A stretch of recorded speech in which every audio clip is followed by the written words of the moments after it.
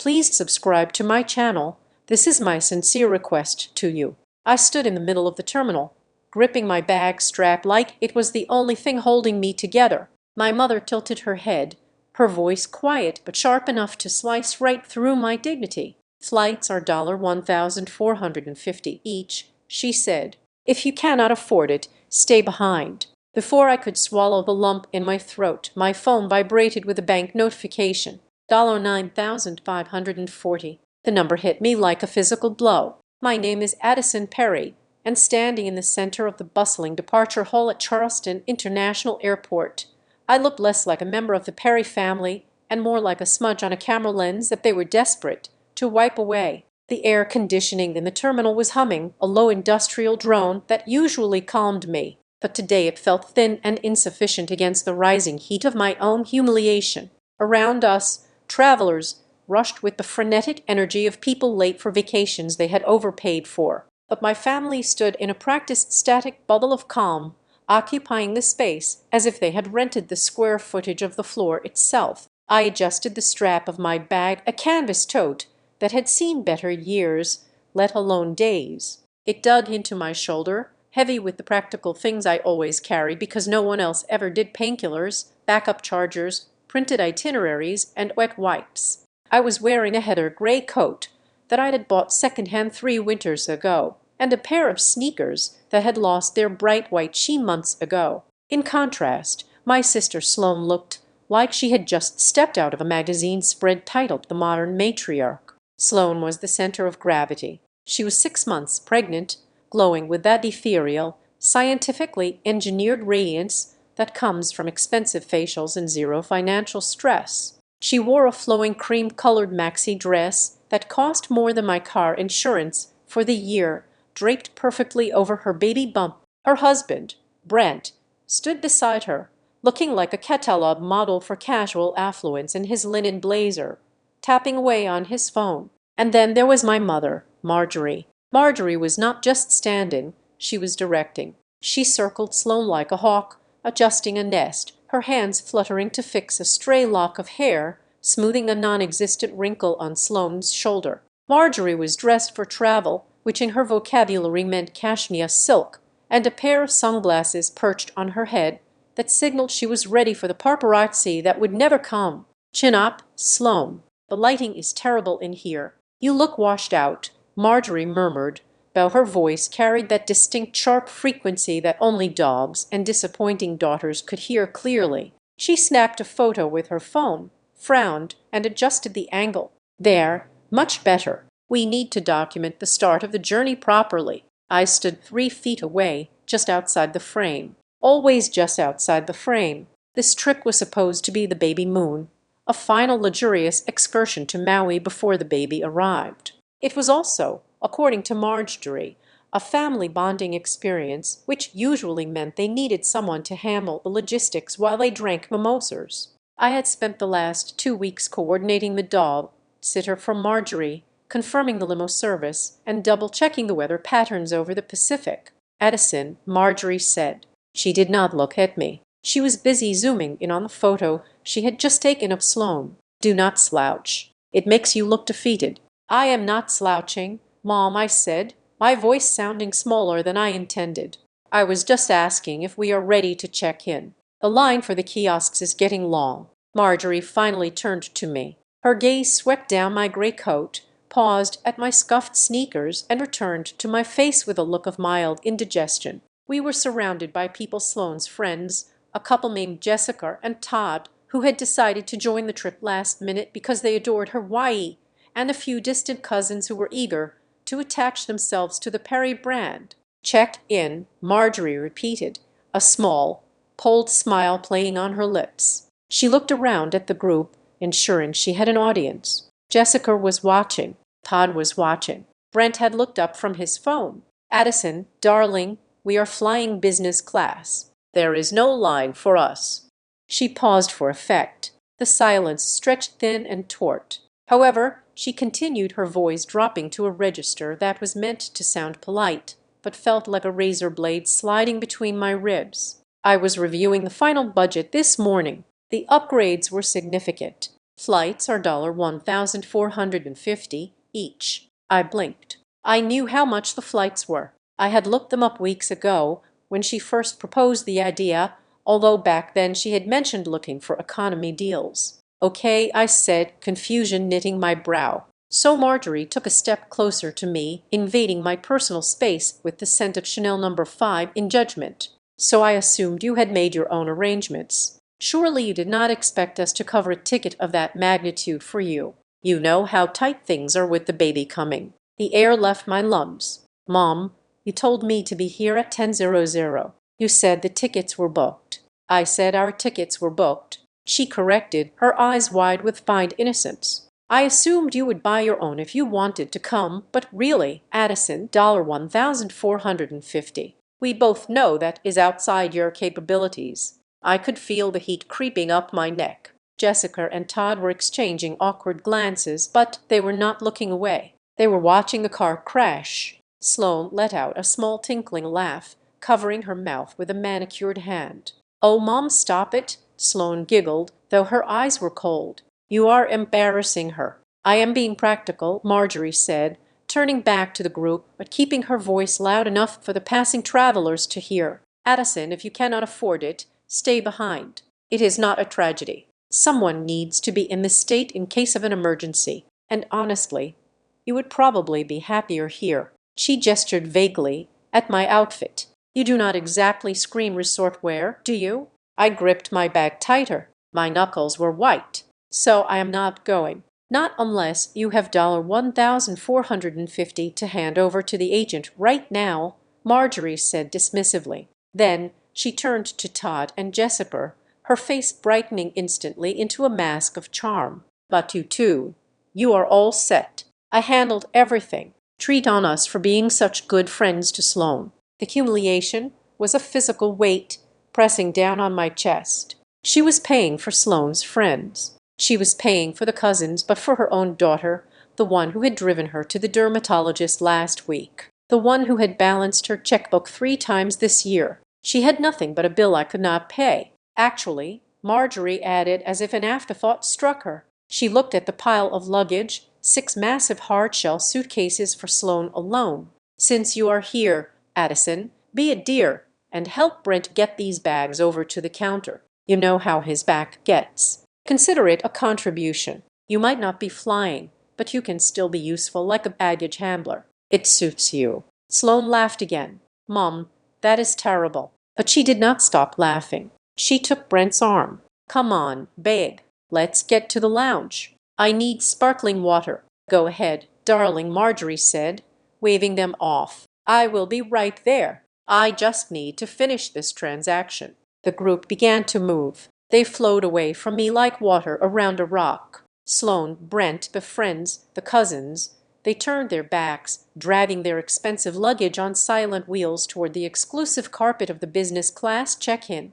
I was left standing alone on the cold terrazzo floor. People were staring. I could feel their eyes pitying, amused, curious. A woman with a toddler looked at me and quickly looked away when our eyes met. I stood there frozen, the echo of baggage handler bouncing around my skull. I wanted to scream. I wanted to grab one of those heavy suitcases and hurl it through the glass window. But I didn't. I did what I had done for 32 years. I swallowed it. I let the shame settle in my stomach like a stone. I turned to leave. If I walked fast enough, I could get to the parking lot before the tears actually fell. I took 1 step, then 2, and then I saw her. Marjorie was still standing near the kiosk, not following the group yet. She was holding her phone, her fingers flying across the screen with a speed and dexterity that belied her age. She wasn't taking photos. She was typing, entering data. She had a look of intense concentration, the tip of her tongue poking out between her lips. I paused. Why was she lingering? Then my pocket buzzed. It was a sharp, aggressive vibration against my hip. I ignored it. I took another step. It buzzed again and again. A triple pulse that I associated with high-priority alerts. I stopped. My hand went to my pocket almost automatically. I pulled out my phone. The screen cracked slightly in the corner. Another thing I couldn't afford to fix. According to them, there was a notification from my bank app. Transaction alert, high value. I unlocked the phone, my fingers trembling slightly. The screen refreshed, and the numbers burned themselves into my retinas. Pending transaction, Global Air Travel Services. Amount $9,540. I stared at the number. $9,540. I looked up. Marjorie was hitting confirm on her screen. She slipped her phone into her designer bag, smoothed her silk scarf, and turned to trot after Sloane and the others. A satisfied bounce in her step. The world seemed to tilt on its axis. The noise of the airport, the announcements, the crying babies, the rolling wheels, all of it dropped away into a sudden vacuum-sealed silence. My mother had just told me,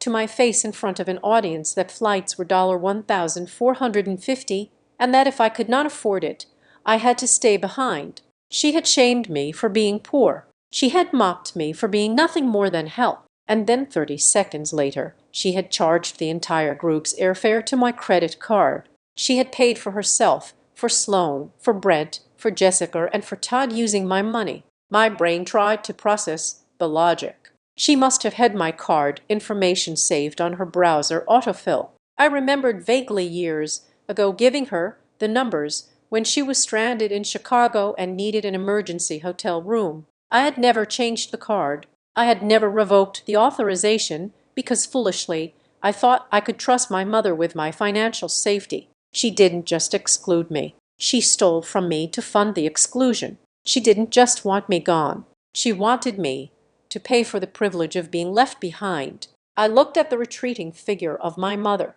She was laughing now, catching up to Sloane, reaching out to touch Sloane's arm. They looked so happy, so rich, so unburdened. $9,540. That was my savings. That was the operational capital for the next quarter. That was everything I had liquefied just this morning for a transfer I needed to make tomorrow. A normal person would have run after them. A normal person would have shouted, caused a scene, grabbed Marjorie by her cashmere shoulders and demanded an explanation. A normal daughter would have cried, but I didn't cry. Something inside my chest, something that had been strained and fraying for decades, finally snapped. But it wasn't a loud snap. It was quiet. It was the sound of a heavy steel door sliding shut and the tumblers of a lock falling into place. Click. The sadness evaporated. The humiliation evaporated. In their place, a cold crystalline clarity washed over me. It was a temperature drop so sudden I almost shivered.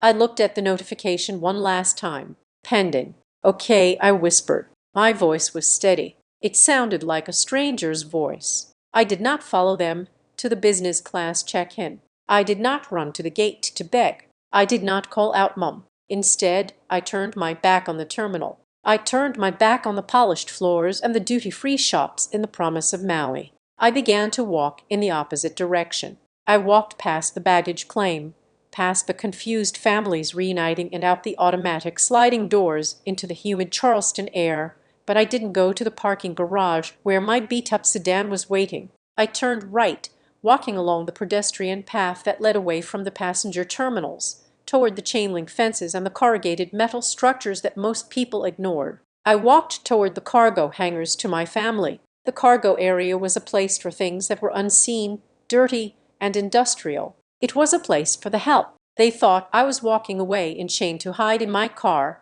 or maybe to go sit on a curb and weep. They had no idea. I wasn't walking away from the fight. I was walking toward my office. Because while Marjorie Perry knew how to spend $9,540 in 10 seconds, she had absolutely no idea that the baggage handler she just mopped owned the logistics firm that operated out of the building she was currently flying over. I adjusted my bag, lifted my chin, and walked faster. The sting of the transaction was still fading from my screen, but the sting in my heart was gone, replaced by a blueprint. They wanted me to stay behind, fine.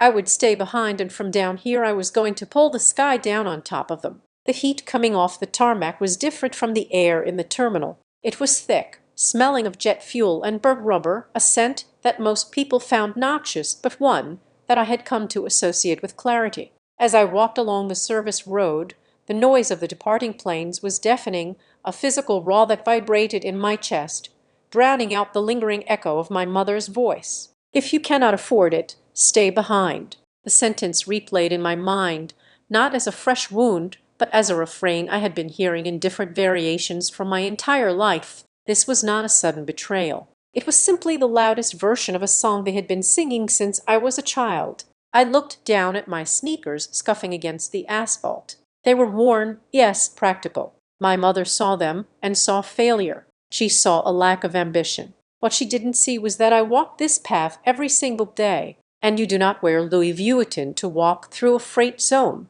But then again, Marjorie Perry only saw what she wanted to see. She curated her reality the same way she curated her living room. Everything had to be aesthetically pleasing, expensive, and centered around Sloan. I remembered my high school graduation. I was valedictorian, a fact that should have mattered. I had spent weeks writing my speech, practicing it in the mirror until I could deliver it without shaking. On the morning of the ceremony, Sloan had a crisis. I believe it was a bad reaction to a spray tan she had turned a shade of orange, that she deemed social suicide. Marjorie spent 3 hours in the bathroom with her, scrubbing her skin with lemon juice and baking soda, while my father paced the hallway, wringing his hands. By the time they decided Sloan was presentable enough to leave the house, they had missed my speech. They arrived just as the ceremony ended, waving from the back row as I walked off the stage, my diploma already in hand.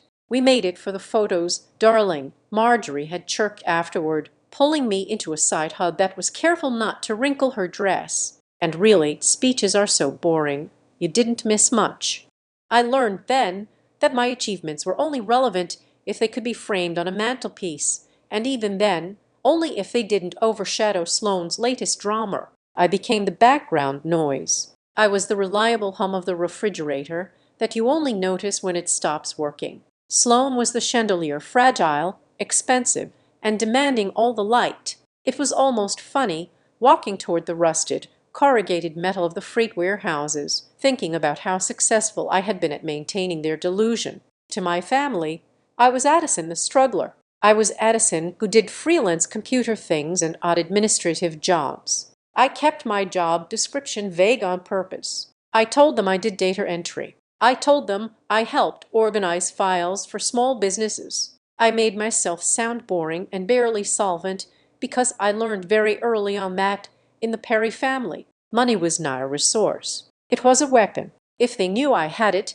they would weaponize it against me. Or worse, they would feel entitled to it. They thought I was poor because I didn't wear my bank account on my wrist. They thought I was struggling because I drove a 5-year-old sedan instead of leasing a new Rover every 2 years. But the irony was sharp enough to cut. I wasn't just the family scapegoat. I was the family bank. I thought about the emergencies over the last decade. The time Sloane's credit card was maxed out right before her engagement party, threatening to decline the caterer. I had transferred $4,000 to her account labeled gift. She never said thank you. She just assumed the universe had corrected itself. Or the time my father Elliot forgot to pay the premium on his life insurance policy 3 months in a row. I paid it. I paid the annual dues for Marjorie's country club membership 2 years ago when she cried about a cash flow issue due to some bad stock advice. I kept the lights on in the Perry showroom,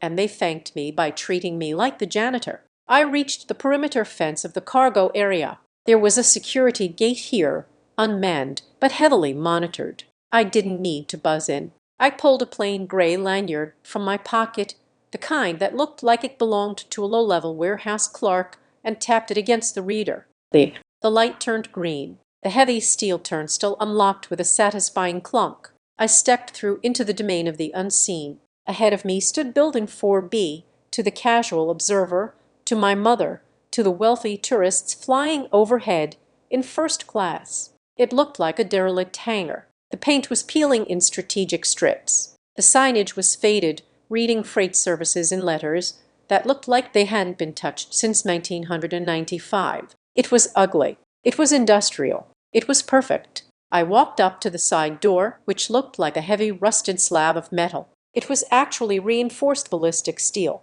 I placed my palm on the scanner disguised as a generic keypad. A beam of red light scanned my retina. "Welcome, Director Perry." The automated voice was soft, cool, and infinitely more welcoming than my own mother. The door hissed open, and I stepped out of the humidity and into the climate-controlled sanctuary of North Glass Travel Systems. The interior was a stark contrast to the exterior. It was a hive of silent, high-tech efficiency. Rows of servers hummed behind glass walls. Large monitors displayed global flight paths, real-time weather patterns, and currency fluctuation graphs. This wasn't a warehouse. This was the nerve center of one of the most efficient corporate travel logistics firms on the East Coast. I wasn't a freelancer. I was the founder. I had built Northwest 10 years ago. Realizing that corporate travel was a nightmare of inefficiencies, companies lost millions on bad routing, missed connections, and unused points. I wrote an algorithm that predicted price drops and optimized multi-leg journeys for large delegations.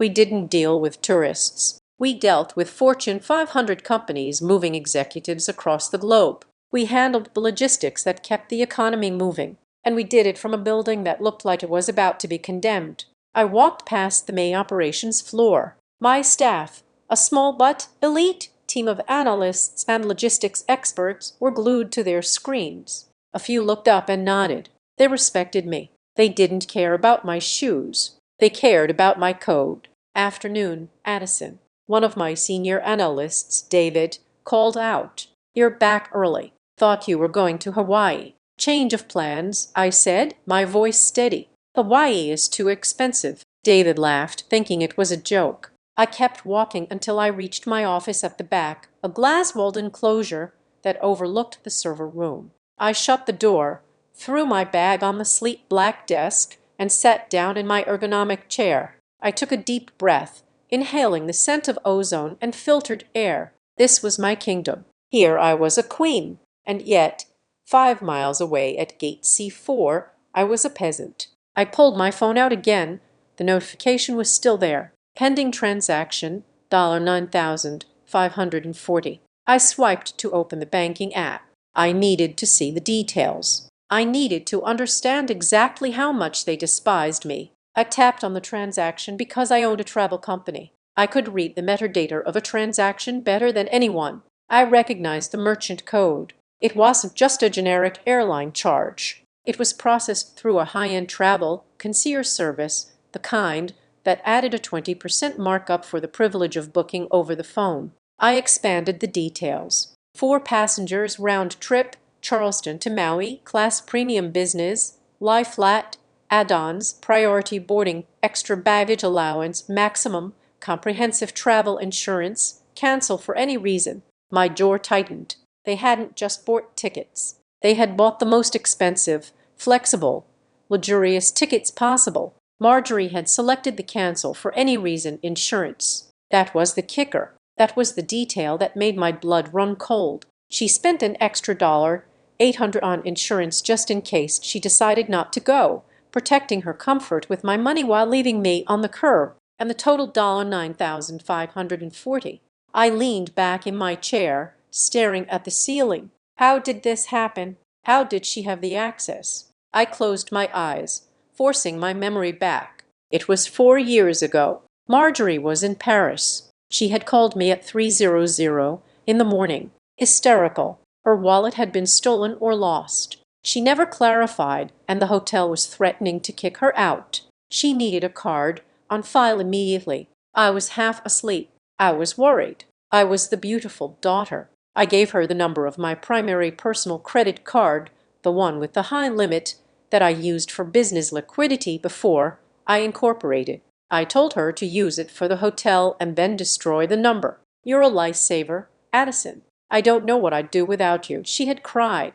I believed her. I believed she was grateful, and because I wanted to trust her, because I desperately wanted to believe that my mother wouldn't exploit me. I never called the bank to generate a new number. I never checked the authorized users list because I assumed she had done what I asked. I was an idiot, a successful, wealthy, intelligent idiot. She must have saved the card. She probably wrote it down in that little leather notebook she carried everywhere. And today, when she decided she wanted to look rich in front of Sloane's friends, she pulled it out. She didn't use her card. She didn't use Brent's card. She used mine. Why? The realization hit me with the force of a physical blow. It wasn't just about money. If she used her card, she would have to pay it. If she used Brent's, Sloan would yell at her. But if she used mine, she assumed I wouldn't notice immediately. Or worse, she assumed that if I did notice, I would be too cowed, too shy, too desperate for their approval to say anything. She banked on my silence. She banked on the fact that I had been bailing them out for years without complaint. She thought my silence was weakness. She thought my lack of designer clothes meant a lack of self-respect. They didn't kick me off the flight, I whispered to the empty office. They kicked me out of their dignity, but they decided to keep my wallet in their pocket. It was a profound violation. It was theft wrapped in familial gaslighting. I looked at the screen again. I navigated to the card management section of the app. There it was. Primary cardholder Addison Perry.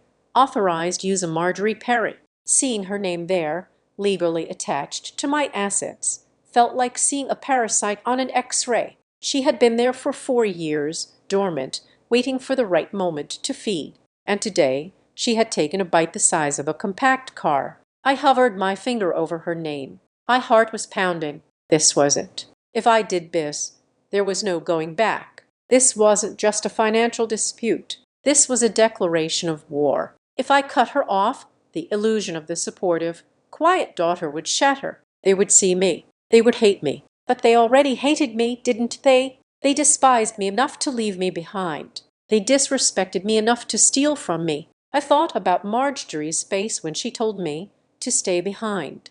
I thought about the way she looked at Sloan with adoration. I thought about the way she looked at me with calculation. I wasn't a daughter to her. I was a resource. And resources don't have feelings. Resources are just there to be used until they run dry. Well, the well just ran dry. I didn't feel sad anymore. I didn't feel the sting of the rejection. I felt the cold, hard resolve of a CEO making a necessary budget cut. "Goodbye, Mom," I said softly. I tapped the screen. Remove authorized user. Are you sure? This will immediately deactivate the user's card and decline any pending transactions associated with their unique token. I didn't hesitate. I didn't blink. I pressed confirm. The app loaded for a second. A spinning circle of doom. Then a green check mark appeared. Authorized user removed. I sat back, letting the breath hiss out of my lungs. It was done. The cord was cut, but I wasn't finished. Removing her was just the first step. The money was still pending. The plane was still waiting, and my family was still sitting in the lounge drinking champagne they thought I was paying for. I picked up the desk phone, the secure line. I dialed the direct number for the fraud department of my bank, a number I had on speed dial because I managed millions of dollars in corporate travel. I didn't need to wait on hold. Platinum desk. "This is Sarah," the voice answered instantly. "Sarah, this is Addison Perry," I said, my voice dropping into the flat authoritative tone I used when a negotiation was going south. "Security code Alpha 9 Victor. I need to report a series of unauthorized transactions on my personal account, and I need to stop a payment that is currently in the pending status. It involves a travel agency. Of course, MS." "Perry," Sarah said, typing in the background. "I see the charge here. $9,540. Global Air Travel Services. Do you want to dispute this?" "I don't just want to dispute it," I said, looking out through the glass wall at the busy floor of my company at the empire I had built while they were busy buying shoes. "I want to scorch the earth it stands on." I paused, watching the seconds tick by on the digital clock on my wall. Boarding for the Maui flight would start in 40 minutes. "Flag it as fraud," I commanded. "Kill the authorization, and Sarah make sure the decline code is specific. I want the merchant to know the card holder reported it as stolen." "Done," Sarah said. "Anything else?" "Yes," I said, reaching for the thick binder on my shelf labeled Family Ledger. "Prepare to freeze everything. We are going to have a very busy afternoon." I hung up the phone. The silence in the office was absolute. It was the silence before a storm. I turned my chair toward the window, looking out toward the runway where the silver jets were lining up, gleaming in the sun. Somewhere out there, Marjorie was probably toasting to her cleverness. She thought she had left me behind. She was wrong. I was just moving to the control tower. The phone in my hand felt less like a communication device and more like a surgical instrument. I was not manic. I was not hyperventilating. The rage that had threatened to consume me in the terminal had cooled into a focused, icy precision. I was back in my element now. This was not a family dispute anymore. This was a containment protocol for a security breach. "Sarah," I said, my voice crisp, cutting through the static of the line, "let us proceed with the containment. I need you to isolate the sub-account ending in 4022. That is the card currently in Marjorie Perry's physical possession. I have the account pulled up." "MS. Perry," Sarah replied, her tone matching my urgency. "I see the pending charge for global air travel systems. It is currently in the authorization phase. Do not let it capture," I commanded. "I am formally declaring that transaction unauthorized. I want you to place a merchant block on Global Air specifically for that card token. If the payment processor attempts to finalize the settlement batch, I want it to bounce back with a stolen card decline code. Can you confirm that?" "I can," Sarah said. I could hear the rapid-fire clicking of her keyboard. "I am placing the block now. I am also revoking the digital token associated with that card number. So even if they try to manually key it in again, the system will recognize the token has been burned. The authorization hold is still showing under available credit, but the money will not leave the bank." "Good," I said, watching the flight data on my office monitors. "Now issue a new primary account number for me. Digital issue only for now. Send it to my secure wallet. I need to maintain my own liquidity. But for the physical card ending in 4022, kill it. Turn it into a piece of plastic scrap. Card is deactivated." Sarah confirmed. "MS. Perry, I see a few other recurring charges scheduled to hit that card in the next 48 hours. A lease payment for a Range Rover and a membership fee for the Charleston Harbor Club. Do you want to move those to the new account?" I paused. The Charleston Harbor Club. That was where Marjorie held court. That was where she took her friends to drink gin fizzes and complained about how hard it was to find good help. And the Range Rover, that was the car she needed for her image, the one I had co-signed for because she claimed her credit score was temporarily dinged by a clerical error. "No," I said, and the word tasted like iron. "Do not move them. Let them decline." "Understood. Anything else?" "That is all." Sarah flagged the account for high-risk monitoring. "If anyone calls claiming to be me or my mother to reactivate it, the passphrase is scorched earth. Do not accept anything else." "Understood. Good luck, MS. Perry." I hung up, but I did not set the phone down. The bank was the shield, but I needed a sword. I needed to cut the line at the source. I dialed the number for Global Air Travel Systems. I knew this agency. They were boutique, overpriced, and specialized in catering to people who thought opening a web page was manual labor. They also panicked easily when their commission was threatened. "Global Air, this is Timothy speaking. How may I assist your journey today?" The voice was oily and eager. "Timothy, this is Addison Perry," I said. "I am the card holder for a transaction that was processed through your system 12 minutes ago." Booking reference likely under the name Sloan Maddox or Marjorie Perry.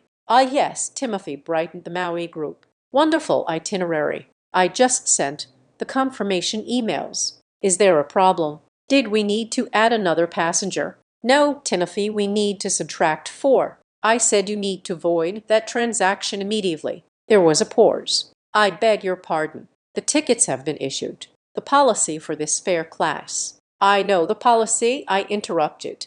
"I also know the chargeback laws. That transaction was made with a stolen credit card instrument. I have already flagged it with my bank's fraud department. If you attempt to settle that batch tonight, you are going to get hit with a chargeback fee, a fraud investigation, and I will personally report your agency to the Better Business Bureau and the Airline Reporting Corporation for processing a high V-value transaction without verifying the card holder's ID. Wait, Timothy stammered, his oily veneer cracking. "Mrs. Perry, the mother, she had the card. She said she is not the card holder." I said, and I am telling you the money is gone. You can either void the ticket stock right now and save yourself the administrative nightmare, or you can explain to your boss why you lost 10 grand and got the agency flagged. You have exactly 3 minutes before the airline system locks the manifest." I could hear him breathing hard.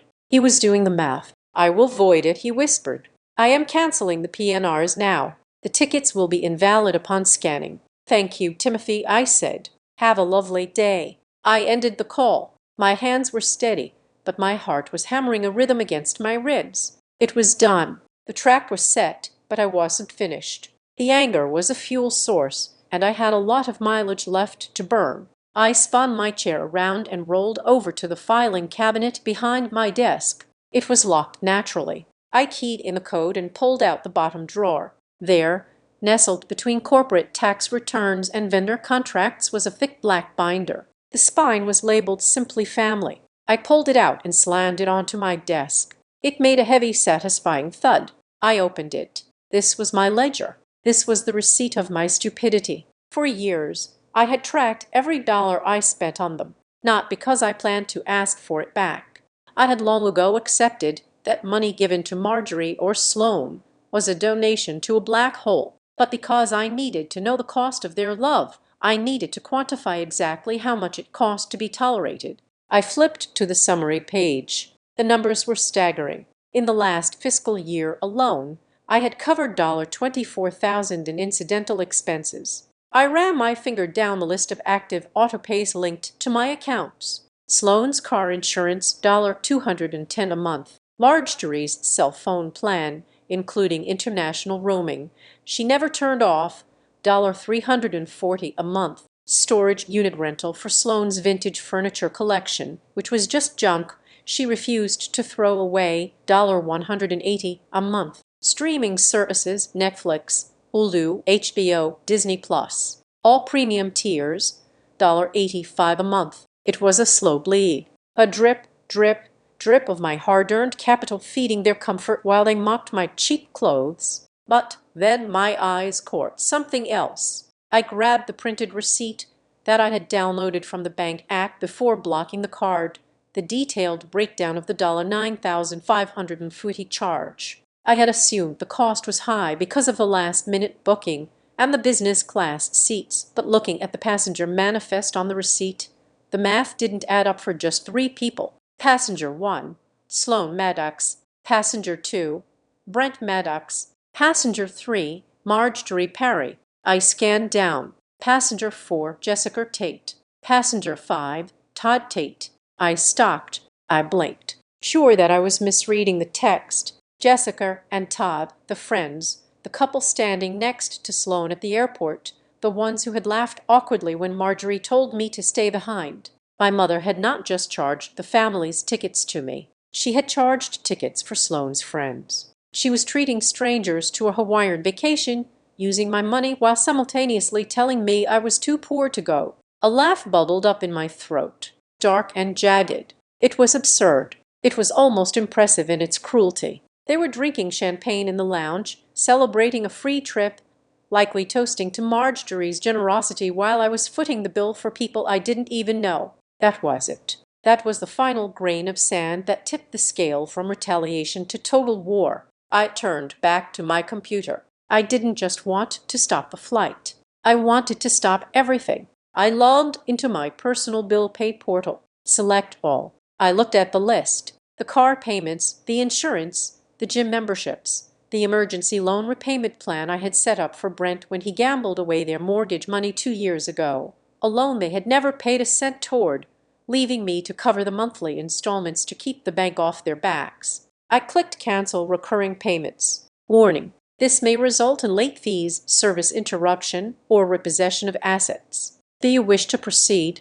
Let them repossess it all, I muttered. I clicked yes. I watched the screen refresh. Status inactive. Status inactive. Status inactive. It felt like I was walking through a house and turning off the lights room by room, plunging them into the darkness they deserved. But I needed more ammunition if they were going to come for me, and they would screaming and crying. I needed to be bulletproof. I opened the folder on my drive labeled Bank Statements. I selected the last 12 months of data. I hit print. The laser printer in the corner whirred to life. It began to spit out page after page of evidence. Every time they ate sushi on my dime, every time Marjorie filled her tank with premium gas on my card, every time Sloan bought essential baby clothes that were actually designer handbags, I grabbed a red marker from my desk cup. As the pages came out, I started circling. $400. Sushi Nakazawa, $1,200. Saks, Fifth Avenue, $600. Dear Map Spar, I was building a dossier when they came back from the airport, furious and accusing me of ruining their trip. I wasn't going to argue with feelings. I was going to argue with forensic accounting. I picked up the internal line to my finance department. "This is Addison," I said when the CFO, a man named Marcus, who had been with me since the garage days, answered. "Hey boss, what's up?" "Marcus, I need you to institute a new protocol effective immediately. Any invoice, expense report, or reimbursement request that contains the last name Perry or Medux needs to be flagged for my personal manual approval. I don't care if it is for a paperclip. Nothing gets paid automatically." Marcus paused. He knew my family situation vaguely, knew they were complicated, but he had never heard me sound like this. Everything, even the legacy stipends. Especially the legacy stipends. I said, cut them. If they want money, they can submit a W-9 and do some actual work. "Got it," Marcus said, his voice serious. "I will lock it down." I hung up. The printer finished its job. I took the stack of warm paper, organized it neatly, and clamped it into a fresh file folder. I wrote the receipt on the front in bold black letters. I looked at my cell phone. It was sitting on the desk face up. It hadn't rung yet. That meant they were still in the lounge, still happy, still oblivious. They were probably finishing their drinks, gathering their bags, getting ready to head to the gate. I could call them. I could warn them. I could text Marjorie and say, "I canceled the tickets. Don't go to the gate." It would save them the public embarrassment. It would be the decent thing to do.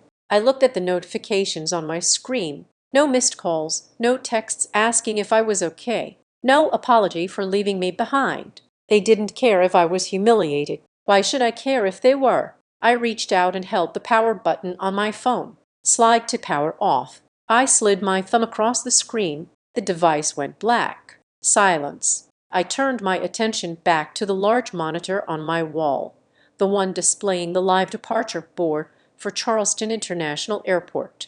I found their flight UA 492 to San Francisco. Connection to Maui. The status light next to the flight number blinked from yellow to green. Status boarding. I checked the time. It was 20 minutes to departure. I zoomed in on the airport's internal operational feed, which my system had access to for logistics monitoring. I could see the passenger count at gate C4. The agents were scanning boarding passes. The line was moving. I imagined the scene. Marjorie pushing her way to the front of the priority lane. Sloan checking her reflection in her phone screen one last time. Brant looking bored. Jessica and Todd smiling that smug-free vacation smile. They would hand over their boarding passes. The agent would scan them, and the machine would make that terrible loud double beep sound. The sound of rejection. The agent would frown. She would type something. She would try again. Beep, beep. Marjorie would get indignant. "Do you know who I am?" The agent would look at the screen and see the words fraud alert. "Do not board. Confiscate ticket." I leaned back in my chair, interlacing my fingers behind my head. The status on the big board flickered. Boarding closing soon. I took a deep breath. It was the sweetest breath of air I had taken in years. "Have a nice flight," I whispered to the empty room, and then I waited for the explosion. From the silent climate-controlled sanctuary of my office, the chaos unfolding at gate C4 was nothing more than a stream of data points turning from green to red. I did not need to be standing on the carpeted floor of the terminal to feel the heat of the moment. I had something better. I had the unfiltered view of the airport's internal logistics grid. On the main monitor, the status of the booking reference, the one Marjorie had so smugly confirmed only 20 minutes ago, flickered. PNR status, ticket suspended, reason code, fraud, chargeback initiated, payment status declined. It was a beautiful cascade of digital failure. I leaned forward, resting my chin on my hand. through the secure access my company had to the terminal's operational camera feed, a privilege granting us oversight of cargo lanes and passenger flow for VIP clients. I pulled up the live feed for Gate C4. The image was grainy, a black and white overhead angle, but the body language was high definition. I saw them, the Maui entourage. They were standing at the head of the priority boarding lane. Marjorie was in front, her posture rigid, her hand thrust out with her phone, likely displaying the digital boarding passes. The gate agent, a woman with infinite patience whose badge number I could look up if I cared to, was shaking her head. I couldn't hear the audio, but I didn't need to. I knew the script. The agent had scanned the first pass. The system had blared its rejection. Marjorie had frowned, assuming it was a glitch. The kind of minor inconvenience that happens to other people, not to Perry's. She tried again. The agent typed something on her keyboard. She looked up. She spoke. Marjorie's arm flew up in a gesture of incredulity. The data on my screen updated. Check-in attempted. Access denied. I imagined the sound of Marjorie's voice. It would be rising now. The sharp drilled-in tone she used when a waiter brought her sparkling water instead of still. This is ridiculous. We are business class. Check it again. Next to her, Sloane was holding her phone up, the ring light case illuminating her face. She was live streaming. I knew she was. She had been talking about this baby moon for weeks, teasing her followers with the promise of exclusive airport content. She was likely framing the shot to include the gate sign, the logo of the airline, and her own perfectly highlighted cheekbones. Suddenly, Sloane's phone lowered. Her head snapped toward our mother. The smile dropped from her face like a mask coming unglued. The line behind them was growing. Business travelers in suits were checking their watches. Families with strollers were shifting their weight. The pressure was building. This was the bottleneck I had engineered. I watched as the gate agent gestured to the side counter. "Step aside, ma'am. You are blocking the flow." Marjorie did not step aside. Marjorie Perry did not step aside for anyone. She planted her feet. She was arguing. I saw her point a manicured finger at the agent's chest on my desk. My personal phone began to vibrate. Caller ID, Mom. I let it buzz. It danced across the smooth surface of my desk. A frantic little beetle. I watched the screen. The agent was now speaking firmly. She was pointing at the computer. She was telling them the hard truth. The tickets have been voided due to payment fraud. If you want to board this plane, you need to pay now. Marjorie turned to the group. I saw her mouth moving rapidly. She was flustered, her movements jerky. She dug into her purse. She pulled out the card. My card, the Y had just nuked from orbit. She handed it to the agent with a flourish as if to say, "Here, fix your mistake." The agent swiped it. I watched the data log on my monitor. Transaction attempt, $9,540. Response hard, decline, stolen instrument. The agent handed the card back. She probably said something like, "This card has been reported stolen. Ma'am, I cannot accept it." Marjorie froze. The color must have drained from her face. Stolen. She had used it for years. She thought she owned it. She turned to Sloane. Sloane looked panicked. She fumbled for her own wallet. She pulled out her card, the one I used to pay off every month because Brent is between commissions. The agent swiped Sloane's card. I checked my ledger. I had canceled the automatic payment to Sloane's credit card issuer exactly 14 minutes ago. But more importantly, Sloane's card was maxed out. It had been maxed out since she bought the nursery furniture. She had been relying on me to make the minimum payment today to free up credit for the trip. Transaction attempt $9,540. Response declined. Insufficient funds. Over limit. Sloane threw her hands up. She looked at Brent. Brent, my useless brother-in-law, did the only thing he was good at. He retreated on the camera. I saw him take 2 steps back, pulling his phone out and holding it to his ear, pretending to be on an urgent business call. He was hiding. He had no money. His investments were all smoke and mirrors that I had helped maintain for the sake of the family image. That left the friends, Jessica and Todd. Marjorie turned to them. I could see the desperation in her posture. She was asking them to cover it just for now. She was probably saying, "There is a glitch with the bank. I will wire it to you the second we land." Todd looked at Jessica. Jessica looked at the floor. These were people who liked the idea of wealth. They liked free trips. They did not have $9,000 of liquidity sitting in a checking account to drop on a Tuesday morning for someone else's flight. Todd shook his head. He held up his hands. "Sorry, Marge. We can't." The agent was done. She waved for security, not to arrest them, but to move them. They were causing a scene. And then it happened. The moment the dam broke, Marjorie didn't just get angry. She got loud. Even on the silent black and white feed, I saw the explosion.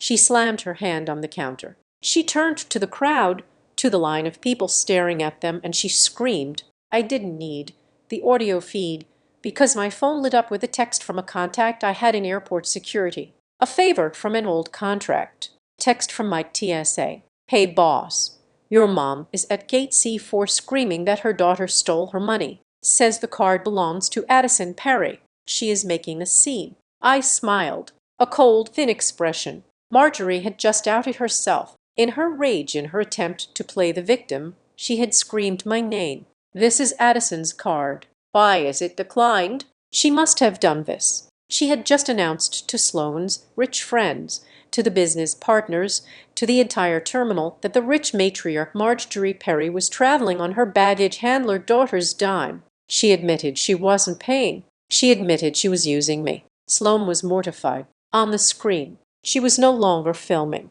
She was covering her face with her hands. Her shoulders were shaking. She was crying. The ugly, heaving sobs of someone whose reality has just been shattered in front of an audience. The bystanders were not looking away anymore. They were holding up their phones. The flash of cameras went off. The Karen at the airport video was being born in real time. Sloane's followers, who had just been watching her live stream, were now seeing the abrupt cut to black and the subsequent meltdown from other angles. My phone was vibrating continuously now. It was buzzing so hard it was moving across the desk. "Missed call Sloane. Missed call Mom. Missed call Mom. Missed call Brent." They were panicked. They were stranded. They were realizing that the ATM was not just out of order.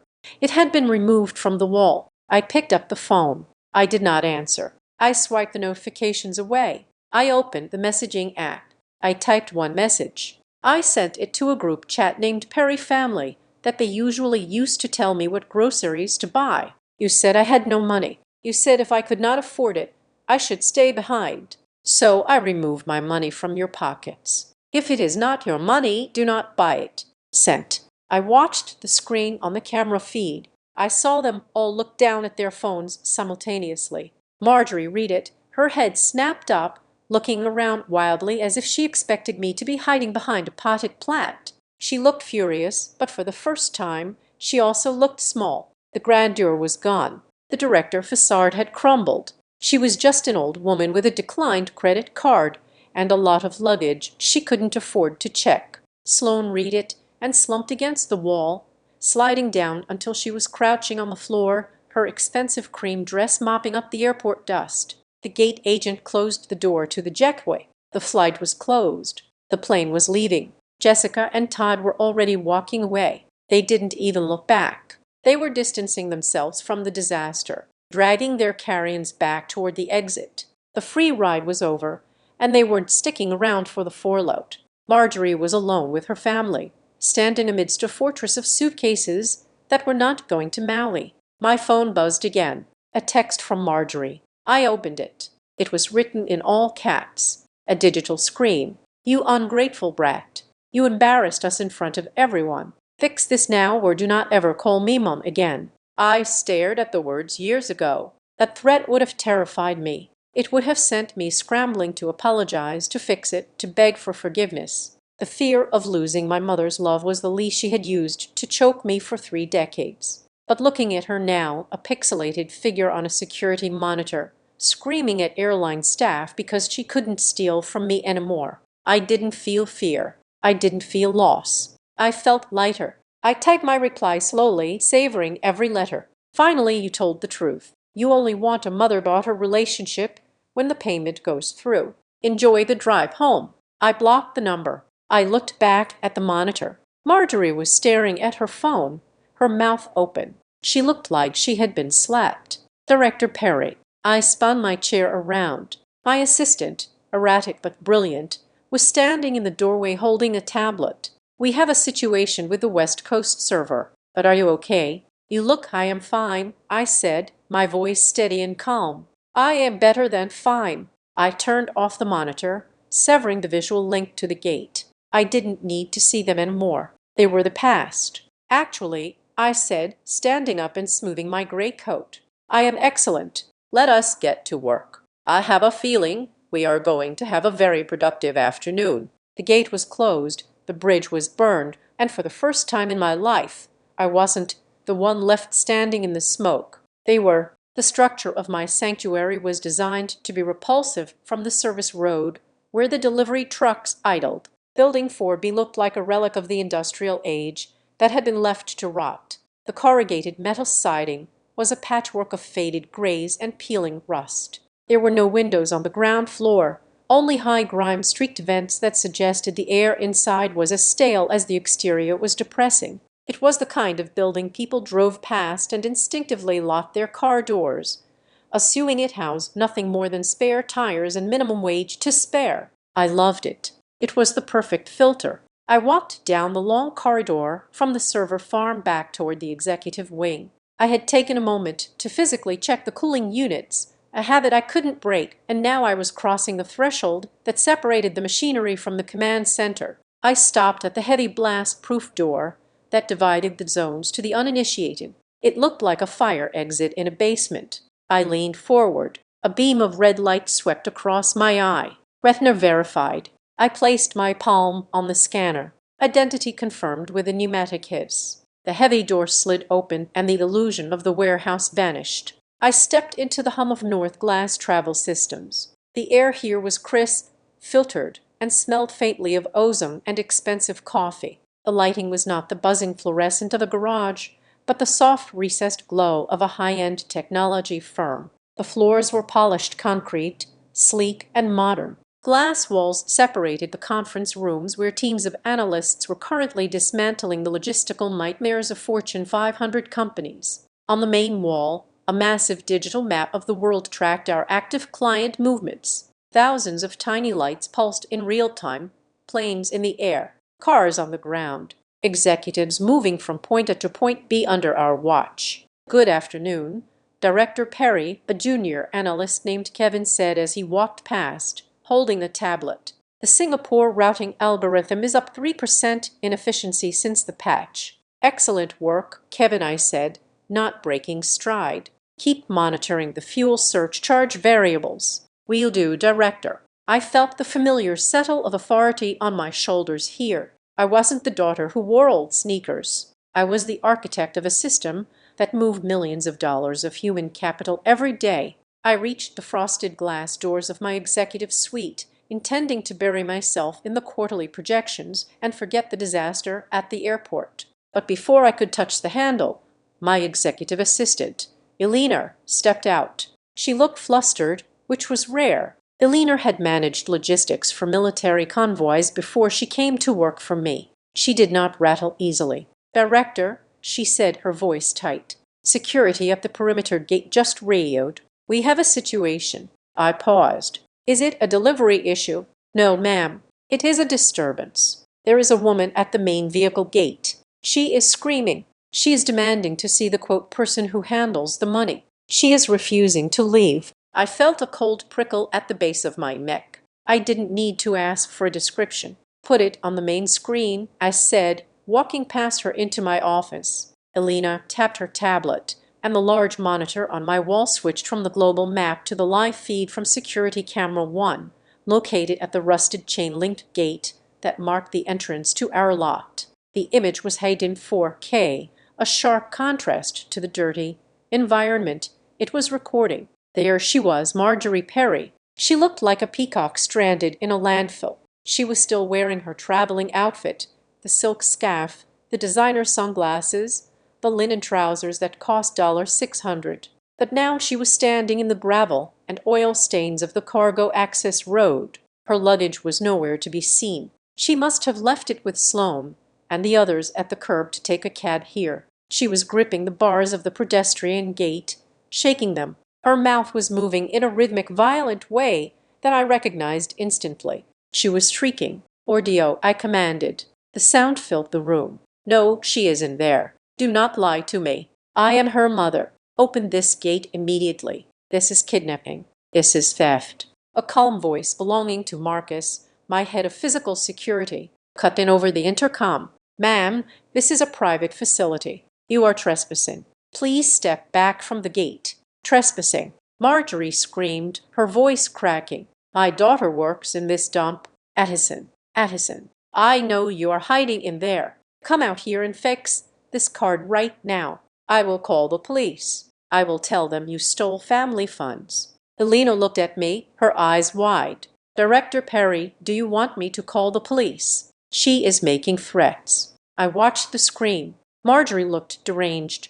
She was used to intimidating retail workers and concierges. She had no idea she was screaming at a camera connected to a facial recognition database that had already flagged her as a security risk. She thought she was yelling at a warehouse foreman. "She thinks I am an employee," I said softly. "She thinks I am hiding in the back room of a shipping depot because I am ashamed." "She claims she is your mother," Elena said cautiously. "She is," I said, "biologically at least." Marjorie rattled the gate again. She kicked it with her expensive Italian loafer. "Addison, I know you can hear me, you ungrateful little wretch. You think you can leave us at the airport. I will sue you.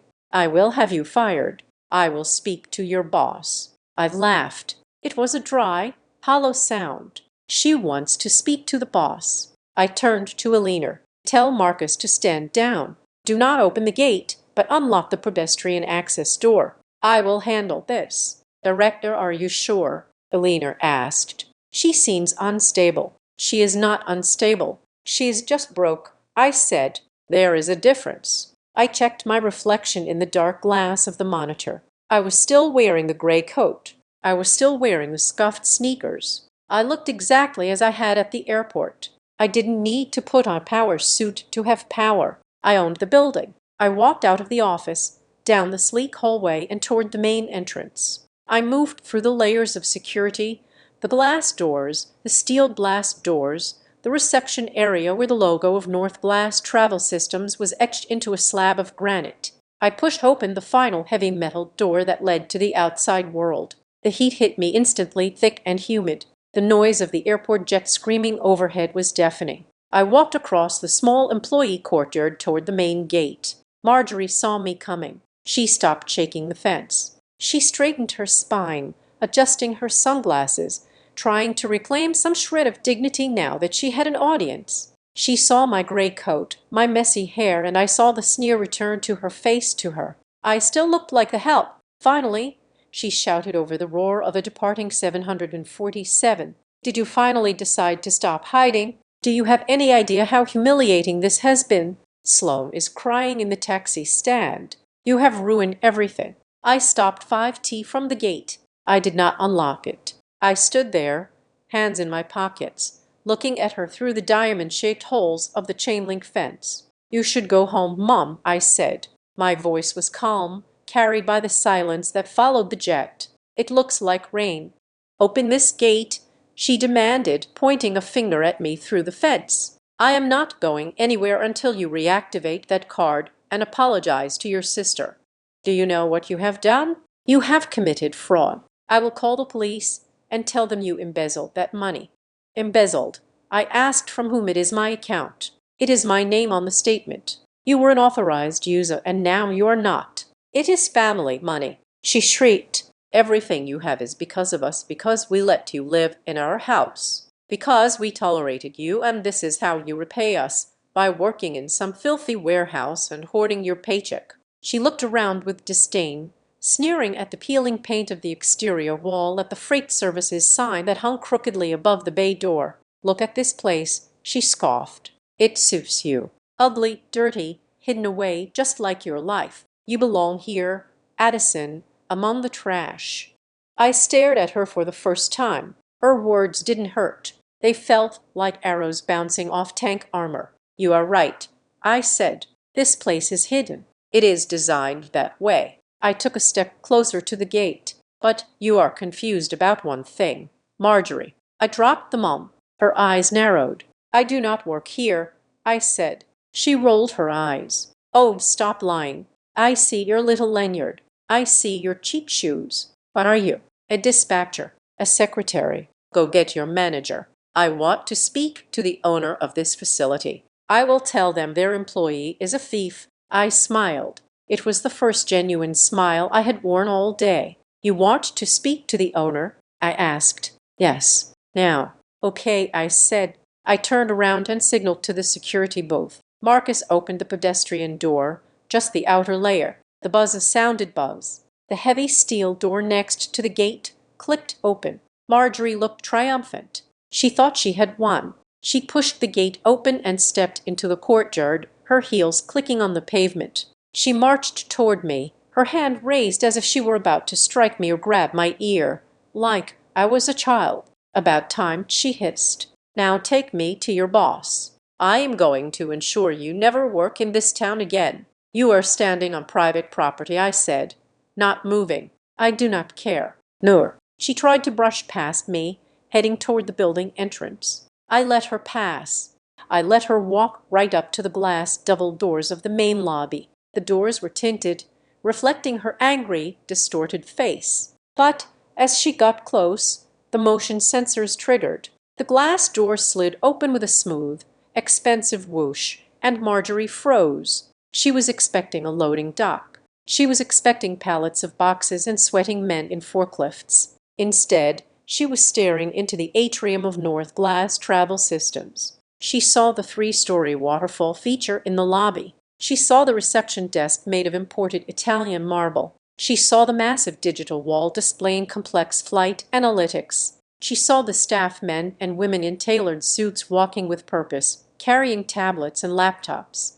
It looked like the lobby of a hedge fund, not a warehouse. Marjorie stopped dead, her mouth hanging open. She blinked, trying to process the visual disconnect, the peeling rust outside, the futuristic luxury inside. But she whispered, "What is this?" She turned back to me. I was standing behind her, still in my gray coat. "This," I said, my voice echoing slightly in the entryway, "is North Glass Travel Systems. We manage corporate logistics for 60% of the Fortune 500. We handle travel budgets that make your country club fees look like rounding errors." Marjorie stared at me. Her brain was misfiring. "I do not understand. You work here. I founded it," I said. The color drained from her face completely. She looked from the marble floor to my scuffed sneakers. "You," she stammered. "You own this." "Every brick," I said.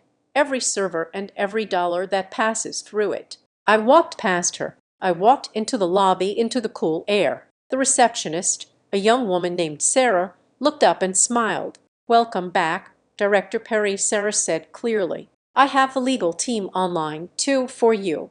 "Thank you, Sarah," I said. I turned back to Marjorie. She was still standing on the doormat, half in the heat, half in the AC. She looked small. She looked incredibly, painfully ordinary. "You threatened to call my boss," I said, my voice hard as diamond. "Well, here I am. What is your complaint?"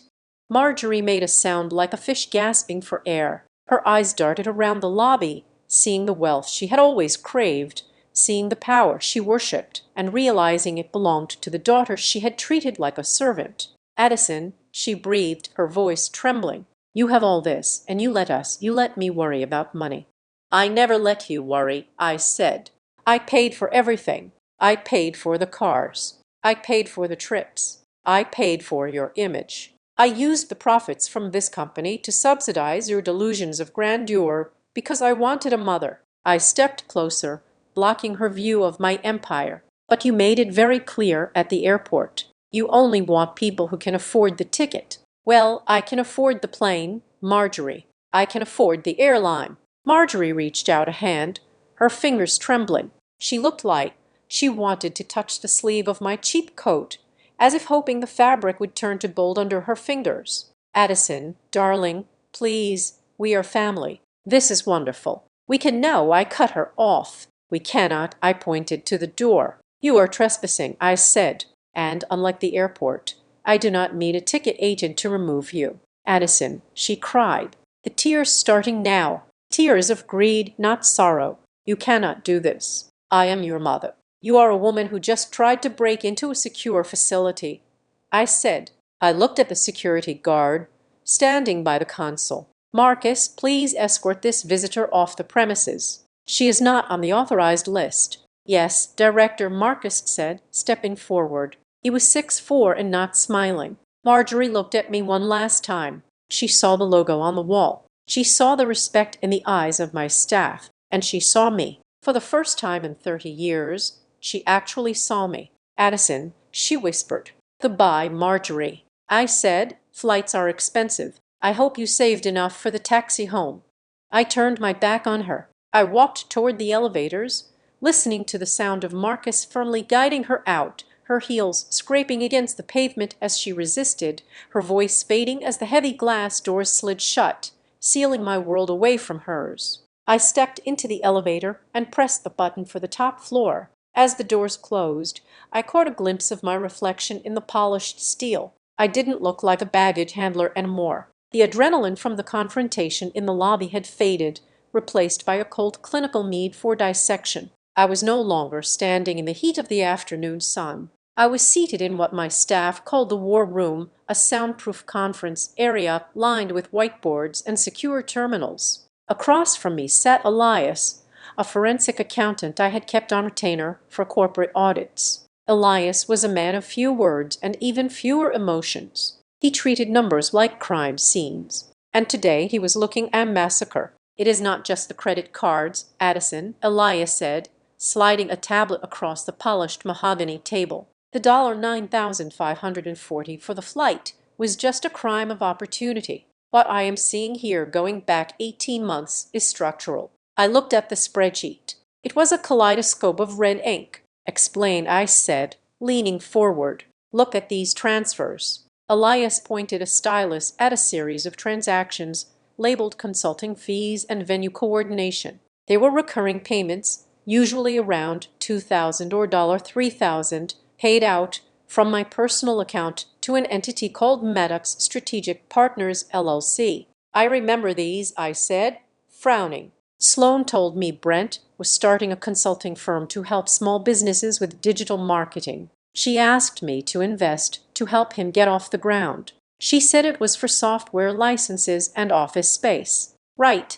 Elias said. "So I ran a background check on Maddox Strategic Partners. It is registered to a post office box in a strip mall 3 towns over. No website, no employees, no state tax filings for revenue." He tapped the screen again, and here is where the money went after it hit his account. It didn't go to software. It went to DraftKings FanDuel and a luxury car lease payment for a vehicle registered in Brent's name. I felt a muscle in my jaw jump. He was gambling with my seed money. He was laundering your money to fund a gambling addiction and a lifestyle he could not afford. Elias corrected. "But that is just the petty theft. This is the part that concerns me." He swiped to a new page. This one looked different. It was a credit report, but not a standard consumer one. It was a commercial trade line report. "Do you recall opening a trade credit account with Apex Logistics Supply?" Elias asked. "No," I said instantly. "We use internal procurement." "I have never heard of Apex." "Well," Elias said grimly, "according to this, you opened a $50,000 line of credit with them 6 months ago. The guarantor's signature is yours. The social security number is yours, but the contact email brentmax85@gmail.com. The room seemed to drop a few degrees in temperature. "He stole my identity," I whispered. "He used my personal information, which he probably got from tax documents I foolishly left at my mother's house, to open a line of credit, and he maxed it out." Elias added, $49,000 in travel vouchers and gift cards that are untraceable. "He has been living off your credit rating. Addison, if this defaults, it hits you. It hits North Glass." I stood up and walked to the whiteboard. My hands were shaking, not from fear, but from the sheer scale of the betrayal. I had thought they were just leeches. I thought they were just entitled lazy people who like nice things. But this was predatory. This was calculated. He is not just a deadbeat, I said, staring at the empty board. He is a criminal. There is more, a new voice said. I turned. Standing in the doorway was Marcus, my head of security, and next to him was Sarah from the IT department. Sarah looked pale. She was holding a sheaf of log reports. "What is it?" I asked. "When you told us to lock down the family accounts, we ran a full audit on all devices that had ever connected to the North Glass private network," Sarah said, her voice trembling slightly. "We found a device, an iPad Pro MAC address ending in F4A. I gave that iPad to Sloan 2 Christmases ago," I said, "for the baby to watch cartoons." "It has not been watching cartoons," Sarah said. She walked over and laid the logs on the table next to Elias's financial report. "For the last 3 months, that device has been accessing the secure employee portal via a VPN. It bypassed the standard geofencing because she hesitated because it was using your old admin credentials, the ones you haven't changed since the startup days because you use them for legacy override." I felt the blood drain from my face. What did they access? "Not the bank accounts," Sarah said. "They accessed the repository." The repository? That was where we kept the proprietary code. That was where the pricing algorithm, the crown jewel of North Glass, the math that made us worth millions, lived. Did they download it? I asked, my voice barely a whisper. "They tried," Sarah said. "They viewed the source code documentation. They took screenshots. We can see the capture logs. And 2 weeks ago, there was an email sent from that device to a competitor of ours, Red Wing Logistics." I closed my eyes. The puzzle pieces slammed together with a sickening crunch. Brent wasn't just gambling. He was drowning in debt. He had maxed out the credit line he stole from me. He needed a way out. And he realized that the baggage handler's sister-in-law actually sat on a gold mine. He wasn't smart enough to understand the code, but he was smart enough to know that Red Wing would pay a fortune for a look at our pricing structure. He was trying to sell me out. He was trying to sell my life's work to cover his bad bets. "He is a corporate spy," I said.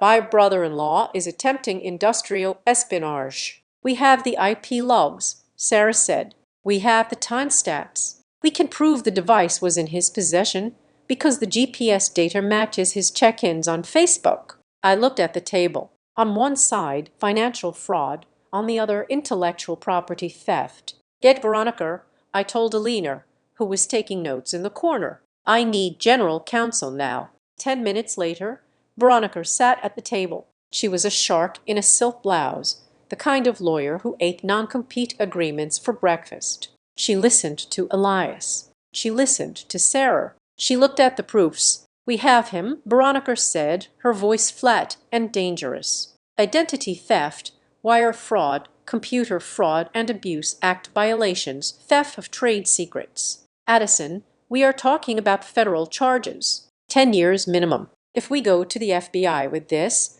they will come for him with a battering ram." She looked at me. "But it is your family. Are you ready to do that? Once we file this, you cannot undo it. He will go to prison. Sloan will be dragged into it as an accomplice if she knew. Marjorie will claim ignorance," I said. "But she benefited from the money. She drank the wine that the fraud bought." I looked at the whiteboard where I had started mapping out the timeline, the emergency loans, the stolen credit line, the screenshots of my code. They did not hesitate. "Veronica," I said, "they left me at an airport. They told me I wasn't worth the price of a ticket. They have been selling me off piece by piece for years. They didn't treat me like family. They treated me like a harvest." I looked her in the eye. "File it," I said. "File everything. I want the civil suit for the money and I want the criminal referral for the data theft. Prepare the package for the district attorney." "Consider it done,"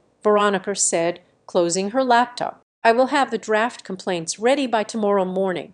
The room began to clear out as my team went to execute their orders. Elias went to freeze the shell company assets. Sarah went to lock down the firewalls. I sat alone in the war room, the hum of the servers vibrating through the floor. My phone buzzed on the table. I looked at it. It was a text message. "Send her, Mom." I picked it up. After the screaming at the gate, After the scene at my office fence, I expected more rage. I expected threats. But the text was different. Addison, honey, I think we all got a little emotional today. The heat, the stress of the baby coming. It was too much. We are at a hotel near the airport. We didn't go to Maui. We couldn't leave things like this. Can you come meet us? Just you and me. Let's have dinner. I miss my girl. We need to talk about how to fix this family. I stared at the screen. Honey, my girl. She had not called me honey since I was 6 years old. A week ago. That text would have made me cry with relief. I would have driven to the hotel. I would have paid for the dinner. I would have apologized for causing a scene. But now I had the spreadsheet. Now I knew about the $50,000 credit line. Now I knew about the stolen code. She didn't want to fix the family. She wanted to know why the credit card stopped working. She wanted to know if I had really cut the money off forever. She was changing tactics because the stick hadn't worked. So now she was trying the carrot. You only change your voice when you see the money leaving, I said to the phone. I didn't reply. I didn't block her this time. I wanted her to wait. I wanted her to stare at her phone, wondering if the manipulation was working, while I sat here with a lawyer drafting the document that would end her lifestyle. I stood up and walked to the window of the conference room. Outside, the sky was turning a bruised purple as evening set in. The runway lights of Charleston International were flickering on. I was about to leave the room to go back to my office when a red alert bar flashed across the main security monitor on the wall. System alert, critical unauthorized access attempt. Source external VPN, target admin root, pricing engine timestamp. Now I froze. Sarah, I shouted, hitting the intercom button. I see it. Sarah's voice crackled back tight with tension. Someone is trying to brute force the login. They are using an old password script. Is it the iPad?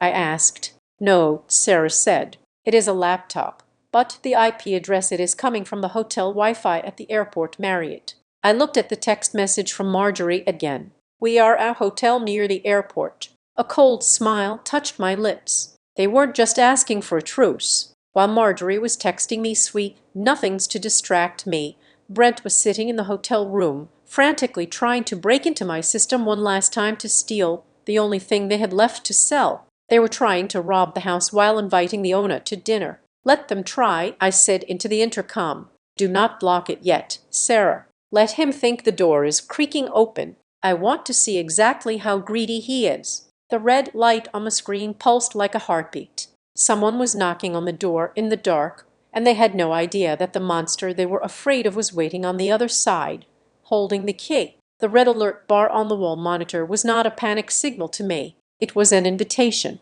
I turned away from the window, leaving the view of the darkened runway behind. The sentimental part of me, the daughter who wanted to have dinner with her mother, had died the moment I saw that IP address from the airport Marriott.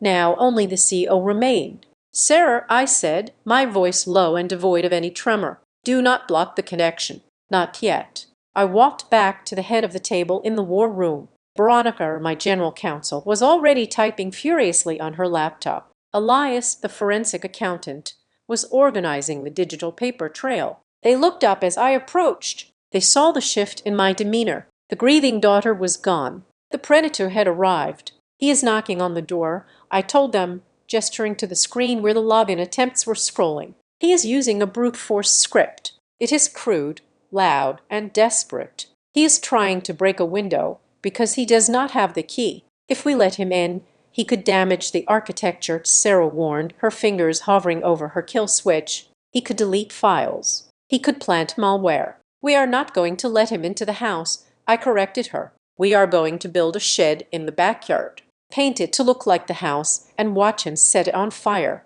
I sat down and pulled my keyboard closer. We are going to sandbox him. I want you to spin up a mirror directory. Isolate it completely from the main server cluster. Make it look like the route admin folder. Sarah nodded, understanding immediately. A honeypot. Exactly. I said, title the directory Fair Engine Source V4. Make it look juicy. Make it look like the Holy Grail. I leaned in, my eyes scanning the code Sarah was beginning to assemble on the shared screen. Inside that folder, I continued, I want you to place two files, one labeled Investor Pitch Deck Q3 and one labeled Algorithm Schematics, but they are not real files. I will load them with a pixel beacon, Sarah said, catching my rhythm, and a digital watermark, aggressive watermarking. I ordered, the kind that survives file conversion. If he downloads those files, I want a script embedded that pings us with the location of every device that ever opens them. I want to know if he sends it to Red Wing. I want to know if he puts it on a USB drive. I want that file to be a radioactive isotope that lights up his entire network. Done, Sarah said. Her keystrokes were a rapid staccato, the sound of a digital cage being welded shut. I am setting up the logging now. Screen capture, keystroke logging, and geolocation triangulation. If he so much as moves his mouse inside that folder, we will have it on video. I turned to Veronica. This takes it out of the realm of family dispute and into industrial espionage. Correct. Absolutely, Veronica said, her face grim. Unauthorized access with intent to exfiltrate trade secrets. If he downloads those files, he commits a federal felony in real time. We won't just be suing him for money. Addison, we will be handing the FBI a closed case. I watched the screen. The brute force attacks were still hitting the firewall. Bam, bam, bam. He was persistent. Or rather, he was panicked. He needed money, and he needed it tonight. But I needed to make sure he felt safe enough to take the final step. I needed to lower his guard. I picked up my phone. I unlocked the screen and opened the text thread with Brent. The last message from him was from 3 months ago, asking for a short-term bridge loan that I had foolishly granted. I typed carefully. I needed to sound like I was wavering. I needed to sound like the Addison they knew, the one who could be bullied, Brent. Mom says you are all at the hotel. I saw the missed calls. If you want to talk about the money and the credit cards, come to my office. We can work something out, but not over the phone. I hit send. I held my breath. The strategy was risky. I was inviting the wolf into my den, but I needed him here physically. I needed him to sign the confession I was about to have Veronica draft, and I needed him away from the hotel Wi-Fi so that when the trap snapped shut, he had nowhere to run. The response came 30 seconds later. He didn't text back, okay, or on my way. He texted, you think you can cut us off. I know about the North Glass valuation. Addison, I know what you're hiding. I will drag you down with me if you don't fix this. I'll be there in 20 minutes. Have the checkbook ready. I stared at the screen. I will drag you down with me. He thought he had leverage. He thought he knew something. It was almost pitiful. He was playing checkers, and I had already set fire to the board. He is coming, I announced to the room. Veronica cleared her throat. She was holding a piece of paper she had just printed from the audit of Brent's shared cloud drive, the one we accessed, because he had foolishly linked it to his consulting email on our server. Addison, she said, her voice serious. Before he gets here, you need to see this. She slid the paper across the table. It was a document titled Loan Agreement. It was dated 2 years ago. It detailed a loan of $50,000 from Addison Perry to Brent Maddox with terms that essentially said the loan was forgivable if not repaid within 24 months. At the bottom was my signature, but it wasn't my signature. It was a clumsy trace job likely lifted from a birthday card or a check I had given them. The loops on the O were too wide. The slant was wrong. He forged this, I said, my blood running cold. He prepared this in case I ever came after him for the money he stole using my identity. He was going to claim I agreed to it. It is forgery, Veronica said, and since he intended to use it to defraud a creditor us, it is another felony count.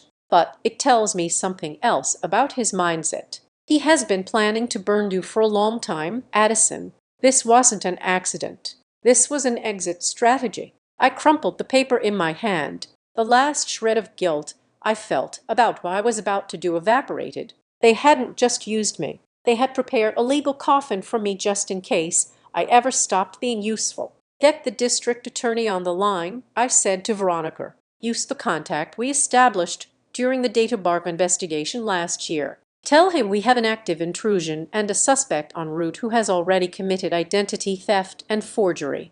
Tell him I want to coordinate a controlled catch. Veronica nodded and stepped out of the room to make the call. I turned back to Sarah. Is the honeypot ready?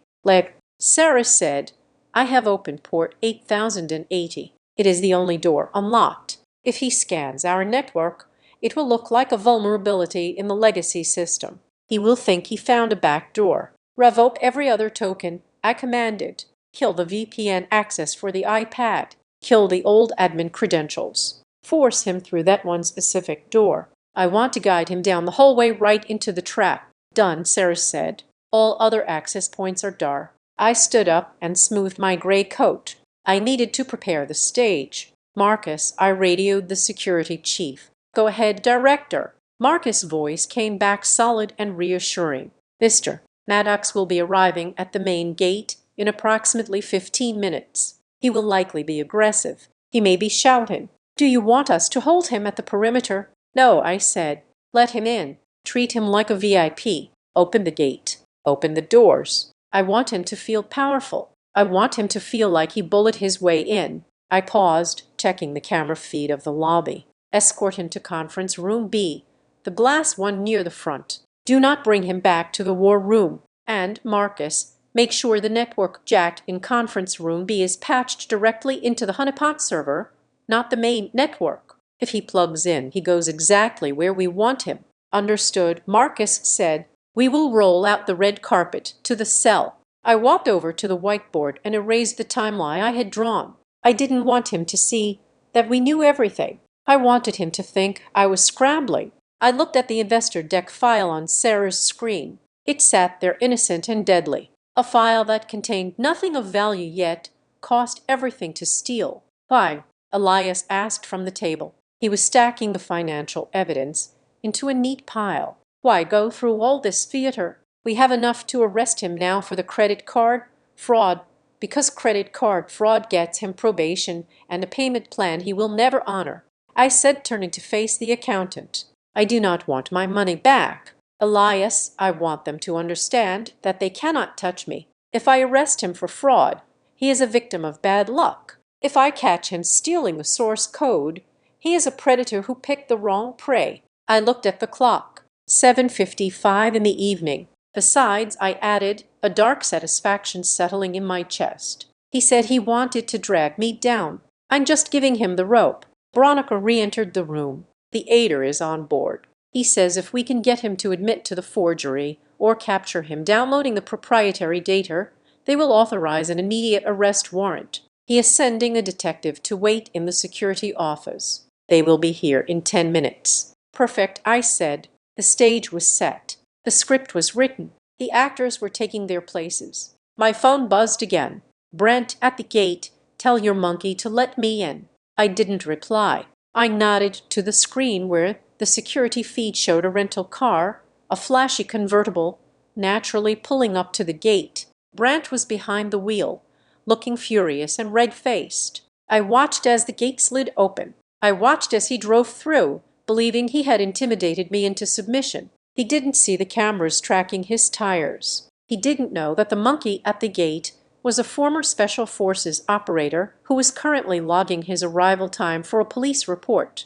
Brent parked the car crookedly, taking up 2 spaces. He slammed the door and marched toward the entrance. I turned to my team. Showtime, I said. Sarah, eyes on the lugs. Veronica, have the confession ready. I am going to the conference room. Be careful, Addison. Veronica said softly. He is cornered. I know, I said. I touched the pocket where my phone was recording audio. That is when they make mistakes. I left the safety of the war room and walked down the long silent hallway toward the front of the building. The lights were dimmed for the night, casting long shadows across the polished concrete. I reached conference room B. I stepped inside and sat at the head of the table. I placed a single file folder in front of me, the one containing the forged loan agreement and the credit card receipts. I waited. I heard the heavy thud of the front doors opening. I heard Marcus's polite voice offering directions. I heard Brandt's heavy footsteps approaching. He didn't knock. He shoved the glass door open so hard it rattled in its frame. Brent Maddox stood there. He was wearing the same linen blazer from the airport, but it was rumpled now. He smelled of hotel gin and nervous sweat. His eyes were wild. "You think you're smart," he spat, stepping into the room. "You think you can embarrass us and just walk away." I didn't stand up. I didn't flinch. I just looked at him with the calm detachment of an undertaker measuring a client for a suit. "Hello, Brent," I said. "Please have a seat. We have a lot of accounting to do."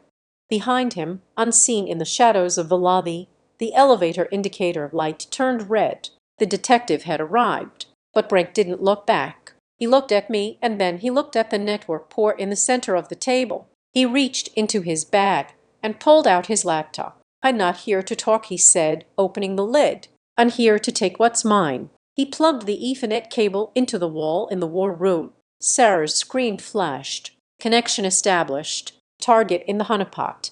I smiled. "Go ahead, Brent," I said softly. "Take it." I pulled my sedan into the porte-cochere of the airport Marriott. The building was a generic slab of concrete and glass, bathed in the sickly yellow glow of street lights. It was the kind of place people stayed when they had missed a connection or when their lives had gone off the rails. Tonight it was both. I had left my office 20 minutes ago. I had not let Brent plug his laptop into my network. Not really. When he had reached for the cable in conference room B, I had placed my hand over the port and told him that if he wanted to discuss money, he would do it with his wife present. I wanted witnesses. I wanted Sloan to see the dissection. I wanted to burn the rot out of the family tree, root and branch, before I called the authorities. He had stormed out, furious, and driven here. I followed. I walked through the lobby, my bag heavy with the file folder labeled the receipt. The air conditioning was set to a freezing temperature, but when I reached suite 412 and pushed the door open, the heat of the tension was suffocating. They were all there. Marjorie was sitting in an armchair, looking like a deposed queen in exile, holding a glass of white wine. Sloan was curled up on the sofa, her face blotchy from crying, clutching a tissue. Brant was pacing by the window, his jacket discarded, his sleeves rolled up, looking like a man trying to figure out which wall he could punch through. "You finally decided to show up," Marjorie said. Her voice was not the sweet honey from the text message. It was brittle and sharp. "We have been waiting for an hour. Do you have any idea what you have done to your sister?" Sloan looked up. Her eyes were red. "My friends left. Addison, Jessica, and Todd took Inuba back to the city. They said they were humiliated. They said they didn't know we were charity cases. They are not charity cases." Brent snapped, turning from the window. "Addison is just on a power trip. She locked the cards because she is jealous. She sees you going to Maui and she can't stand it." I closed the door behind me. I did not sit down. I stood by the entrance, keeping the exit clear. "We are going to have one conversation," I said. My voice was low, steady, and devoid of the pleading tone I had used for 30 years. "I am going to lay out the facts. I am going to show you the math, and here is the rule. If anyone interrupts me, if anyone screams, or if anyone lies, I walk out that door. And if I walk out, the next time you see me, we'll be in a courtroom." "Don't you dare threaten us," Marjorie began, rising from her chair. "Sit down," I said. I didn't shout. I didn't have to. The command cracked like a whip. Marjorie sat. She looked shocked, as if the furniture had bitten her. I walked to the coffee table in the center of the room. I placed the black binder and the red file folder down. "You said I was selfish," I began, looking at Sloan. "You said I have money and I don't share it. You said I embarrass the family." I opened the binder. I flipped to the page with the circled transactions. "In the last 5 years, I have transferred a total of $142,000 to support this family," I said. "That includes your car payments, Sloan. That includes the loans for Brent's failed businesses. That includes the country club dues for Mom." Sloan blinked. "That can't be right. Mom said you just helped out with the little things." "Mom lied," I said. I pushed the paper toward her. "Look at the numbers." "Sloan, I have been paying your mortgage for 6 months." Sloan looked at the paper. Her hand trembled as she traced the lines. "But today," I continued, "we are talking about the $9,540. I pulled out the invoice for the flight. Mom told me flights were $1,450 each. I said. She told me that in front of everyone to make me feel small, but that math only works for 4 people. There were 5 tickets on this invoice. I pointed to the names. Jessica Tate, Todd Tate. Sloan looked up, confusion knitting her brow. Note, Jessica and Todd bought their own tickets. They told me they didn't. I said Marjorie bought them with my card. She was treating your rich friends to a 5-star vacation so she could look like the generous matriarch, while telling me to my face that I was too poor to come along. Sloan turned to Marjorie. Mom, you paid for them. You told me they insisted on coming. Marjorie took a large sip of wine, avoiding Sloane's eyes. It was an investment. Sloan Todd is in real estate. It was good networking for Brent. We had to make a good impression. Addison can afford it. She runs a company. So you stole from your daughter to impress strangers. I summarized. It is not stealing. Marjorie snapped. It is family resources. Let's talk about resources. I said. I turned to Brent. He stopped pacing. He crossed his arms, trying to look intimidating. I don't need to listen to this. You're just trying to divide us. I am not trying to divide you, Brent. I said. I am trying to save my sister from a predator.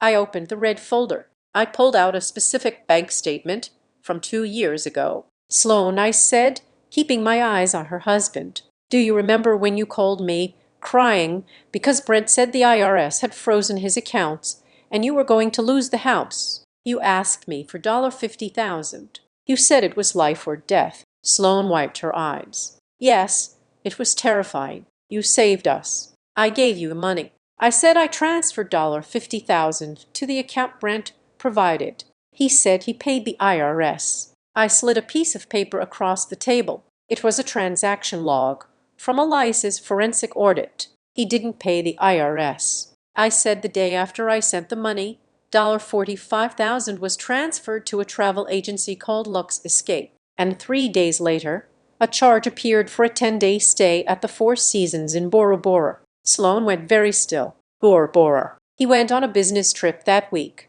I said, remember.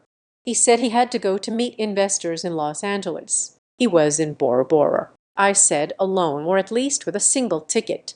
Sloan looked at Brent. Her face was pale, stripped of all the makeup and the pretense. Brent, you said the IRS took everything. Brent's face turned a violent shade of red. It was stress relief. I was under pressure. You don't understand how hard I worked to keep up with your mother's demands. You stole from my sister, I said coldly, and you stole from me. And you let your pregnant wife believe she was on the verge of homelessness while you were drinking cocktails on a beach. Sloan stood up. She looked unsteady. She looked at the husband she had defended for years, the man she had mocked me for not liking. Is it true? She whispered. It's complicated. Brent yelled. She's manipulating the data. She's framing me. The data doesn't lie. Brent, I said. But you do. I turned back to the table. I have more. I have the credit line you opened in my name. I have the forged loan agreement. I have the logs of you gambling away the seed money I gave you for your consulting firm. I looked at Marjorie and you knew, didn't you? Mom, you knew he was spending money we didn't have. But as long as he drove the right car and wore the right suit, you didn't care where it came from.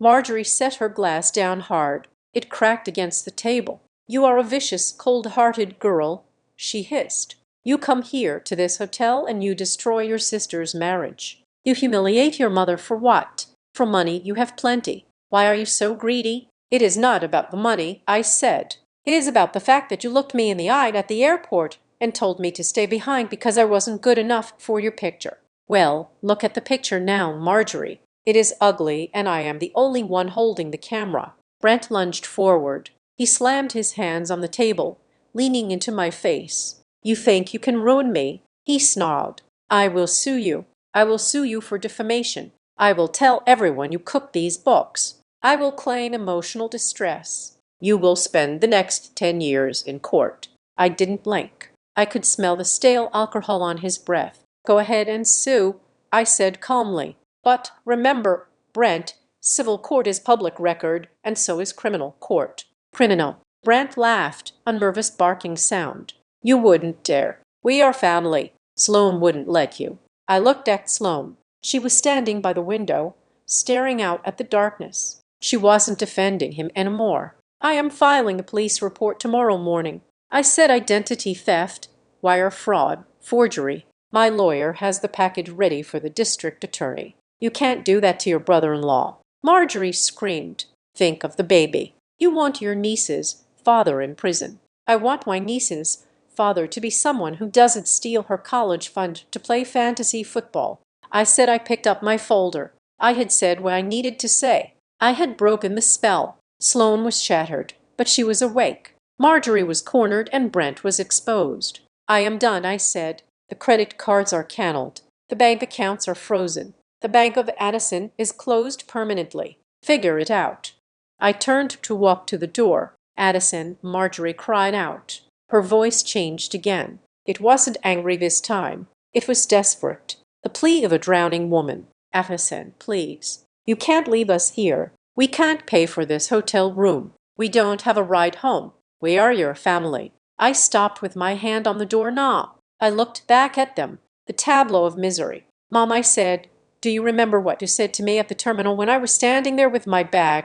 Marjorie stared at me, tears streaming down her face, ruining her makeup. You said, if you cannot afford it, stay behind. I opened the door. I suggest you calling Yuba. I said, if you can find a card that works. I walked out into the hallway. The door clicked shut behind me, muffling the sound of Marjorie's sobbing. I walked fast. I needed to get to the elevator. I needed fresh air. My heart was pounding, not from fear, but from the adrenaline of finally cutting the cancer out. I pressed the down button. Addison. The voice was low and menacing. I turned. Brent had followed me into the hallway. He wasn't yelling now. He was standing 10 feet away, his hands in his pockets, staring at me with a look of pure distilled hatred. You think you won? He said. It is over, Brent. I said, go back to your wife while you still have one. He took a step closer. The hallway was empty. You think you're so smart with your little company and your little secrets? He said, his voice dropping to a whisper that carried more threat than a scream. But you forgot something. I lived in your house for 3 months when we were renovating. I used your Wi-Fi. I know things. You know nothing, I said, though a small alarm bell rang in the back of my mind. I know your password structure. He grinned, a feral showing of teeth. And I know you haven't changed the route admin credentials since you started that place because you're sentimental. You think you locked me out? I have been inside your system before, Addison. I have looked around. The elevator dinged. The door slid open. I stepped inside.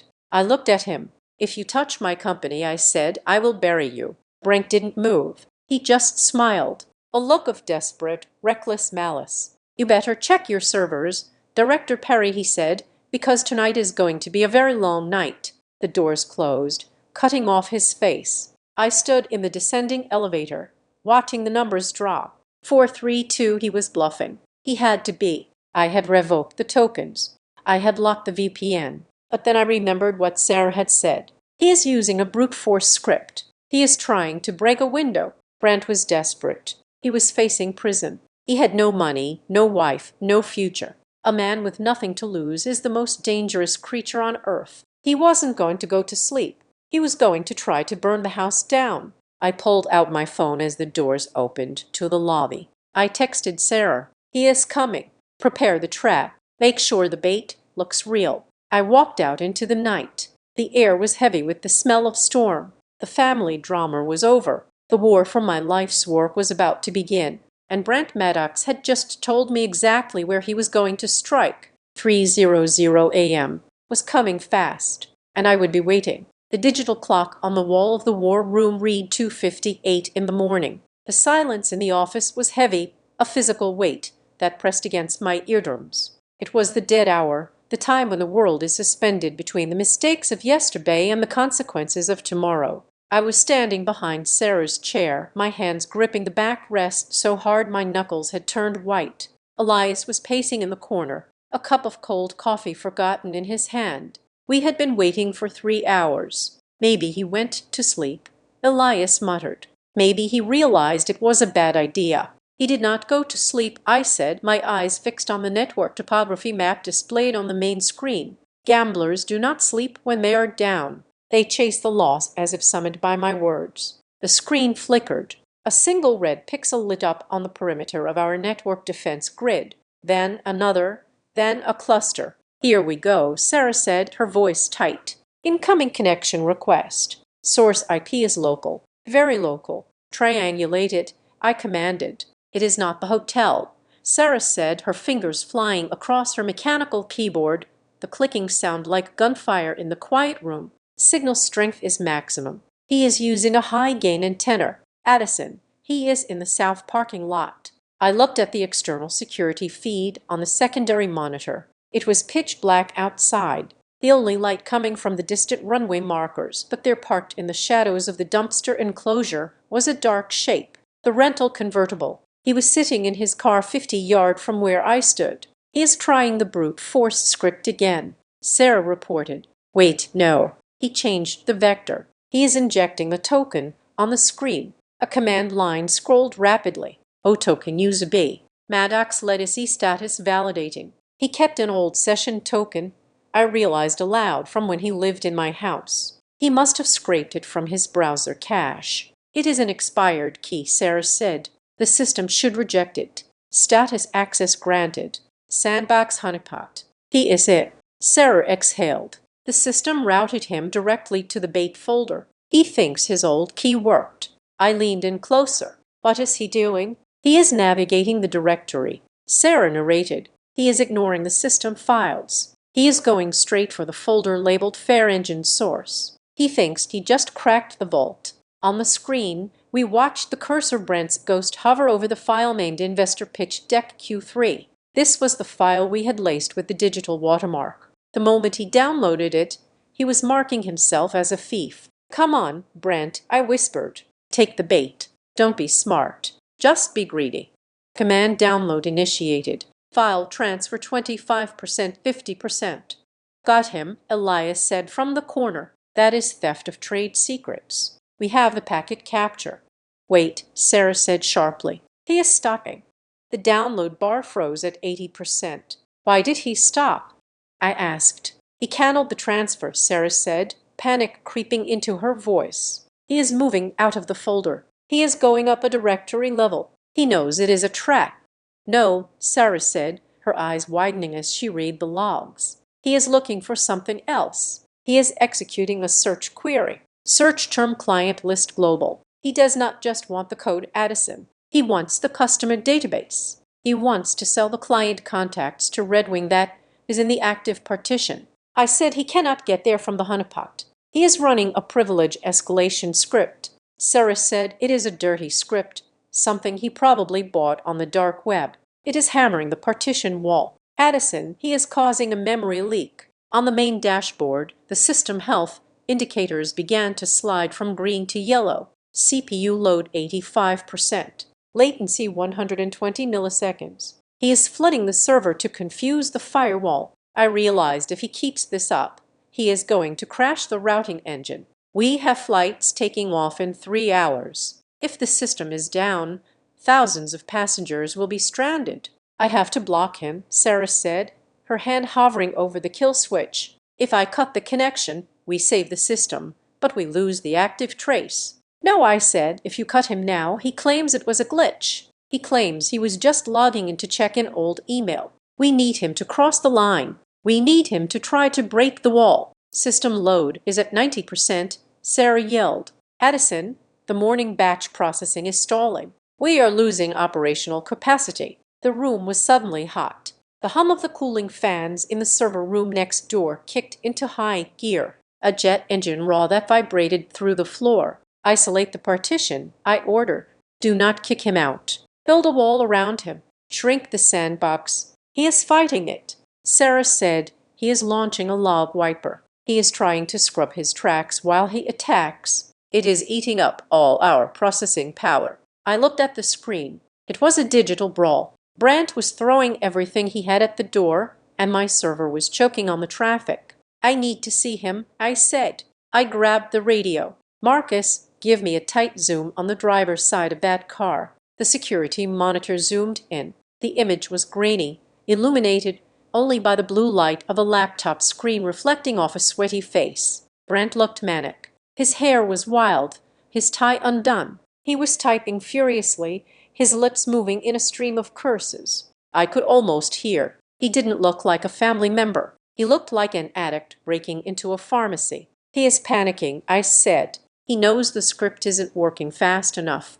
Latency is at 300 milliseconds. Sarah warned the Singapore node just timed out. Addison, we are taking damage. I had to make a choice. Save the evidence or save the company. Sarah, I said, my voice ice cold. Execute the lockdown protocol. Not a disconnect, a freeze. Trap his session in a loop so he cannot disconnect, but cut his write access to 0. Initiating lockdown, Sarah said. She hit a sequence of keys on the screen. The chaotic scrolling of longs slowed down. The CPU load dropped. He is stuck, Sarah said. He is spinning his wheels in a read-only void. He can't get out. Good, I said.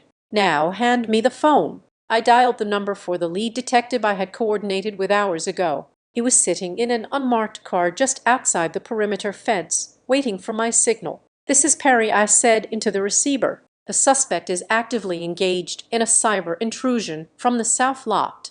We have captured the download of proprietary data and an attempted destruction of server logs. He is yours. Copy that, MS. Perry. The detective's voice crackled. Moving in, I watched the screen. Brent was still typing, slamming the keys now. He must have realized the system had frozen. He was trying to force a log out. He was trying to run the delete command one last time to wipe the evidence from his own machine. He is trying to execute a format drive command on his local machine. Sarah said he is trying to destroy the laptop. He can't. I said we have the session mirrored. It doesn't matter what he does to his hardware. But looking at him on the camera, seeing the sheer desperation, the way he was looking over his shoulder, I felt a strange, detached pity. He was a rat in a maze, and he had just realized there was no cheese. Wait, Sarah said. He is bypassing the software. He is opening the terminal window. He is typing a rote command. I looked at the code scrolling on the monitor. Sudo rm. He is nuking it. Sarah said he is trying to delete everything, not just the logs. He is trying to corrupt the honeypot itself to hide the download. If he executes that command while the session is bridged, I asked what happens. It could corrupt the mirrored evidence file. Sarah said, we might lose the timestamp of the download. How long until the police get to his car? I asked. I looked at the external feed. I saw the headlights of the unmarked cruisers sweeping into the lot. They were moving fast, but they were still 30 seconds away. Brent's finger was hovering over the enter key. I could see it on the high-resolution zoom. He was hesitating. He knew that once he pressed that button, there was no going back. It was the nuclear option. Sarah, I said, can we intercept the keystroke? No, she said. He is on the client's side. We are just watching. The cruisers were closing in. No sirens, just silent, predatory speed. Brent looked up. He saw the lights reflecting in his rear-view mirror. His eyes went wide. He looked back at the screen. The hesitation vanished. He wasn't going to get caught with the files. He was going to burn it all down. He is going to do it, I said, my heart hammered against my ribs. If he wiped the drive now, a good defense lawyer might be able to argue that the logs on our end were fabricated. I needed that laptop intact. Don't do it, Brent. I whispered to the screen. Don't be an idiot. On the monitor, I saw his finger descend. He hit enter. The command line on our screen flashed red. Critical error. Remote deletion attempted. File integrity compromised. He hit it. Sarah yelled. The mirror is fragmenting. Police are 10 seconds out. Elias shouted, pointing at the window. I looked at the camera feed. The cruiser screeched to a halt. Boxing in the convertible. Doors flew open. Officers with drawn weapons spilled out. But inside the car, Brad wasn't looking at them. He was staring at his screen, which was now cascading with red error messages. He was frantically trying to close the lid, to smash the machine, to do anything to finish the job. Sarah, I barked. Did we save the hash? Did we get the digital fingerprint before he hit delete? I don't know. Sarah was typing frantically. The file is corrupting. I am trying to salvage the header. I looked at the clock. 3:05. Outside. An officer was banging on Brent's window. The glass shattered.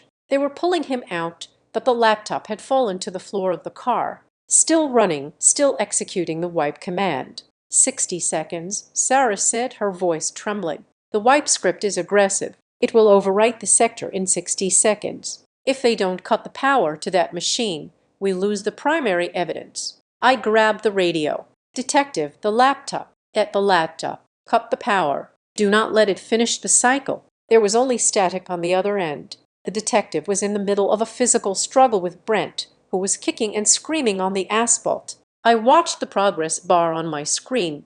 Deletion 10%, 15%. They aren't looking at the computer, I said, feeling a surge of helpless rage. They are arresting the man, but they are letting the evidence burn. I stared at the red bar, counting down the seconds that could determine whether my brother-in-law went to prison or walked free on a technicality. 50 seconds left. Come on, I hissed. Turn it off. The red progress bar on the monitor hit 100%. The screen flashed a violent warning crimson. And then the connection to the laptop in the parking lot severed abruptly. The feed from the honeypot went dead. For a heartbeat, the war room was silent. The only sound was the hum of the cooling fans and the ragged breathing of Elias in the corner. He did it, Elias whispered, looking at the blank monitor. He wiped the drive. If the mirror was corrupted during the write sequence, we might have lost the chain of custody.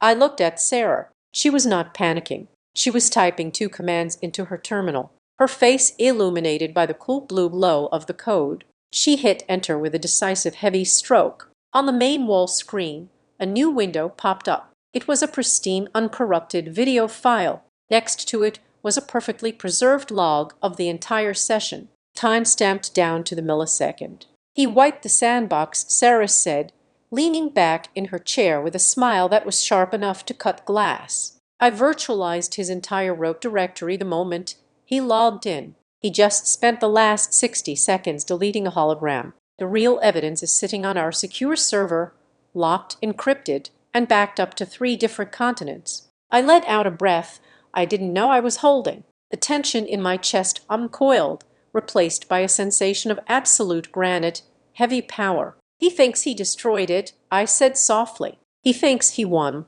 I grabbed my radio. Marcus, secure the suspect. Do not hand him over to the police just yet. I want you to bring him inside. Escort him to the main conference room. And Marcus, be polite. Let him believe he still has cards to play. Copy that, Director, Marcus replied. We have him. He is vocal, but he is coming. I turned to my team. Reset the board. Clear the red lights. I want the lobby to look like a normal business morning. Open the main doors. Let the sun in. I checked my watch. It was 3:15 in the morning. The sky outside was just beginning to turn the color of a bruised plum, the first hint of dawn bleeding into the night. I left the secure zone and walked to the main conference room, the fishbowl with the glass walls that faced the atrium. I stood at the head of the table alone. I didn't sit. I waited. 5 minutes later, the elevator doors slid open. Brent walked in, flanked by 2 of my largest security officers. He looked like a man who had survived a shipwreck. His shirt was torn at the collar. His hair was standing up in wild tufts and his knuckles were scraped, but his eyes were alight with a frantic, desperate triumph. He shook off Marcus's hand and stepped into the room. He looked at me and then he laughed. It was a jagged, ugly sound. You were too slow, Addison, he rasped, wiping sweat from his forehead. I saw the error code. I saw the deletion confirmation. It's gone.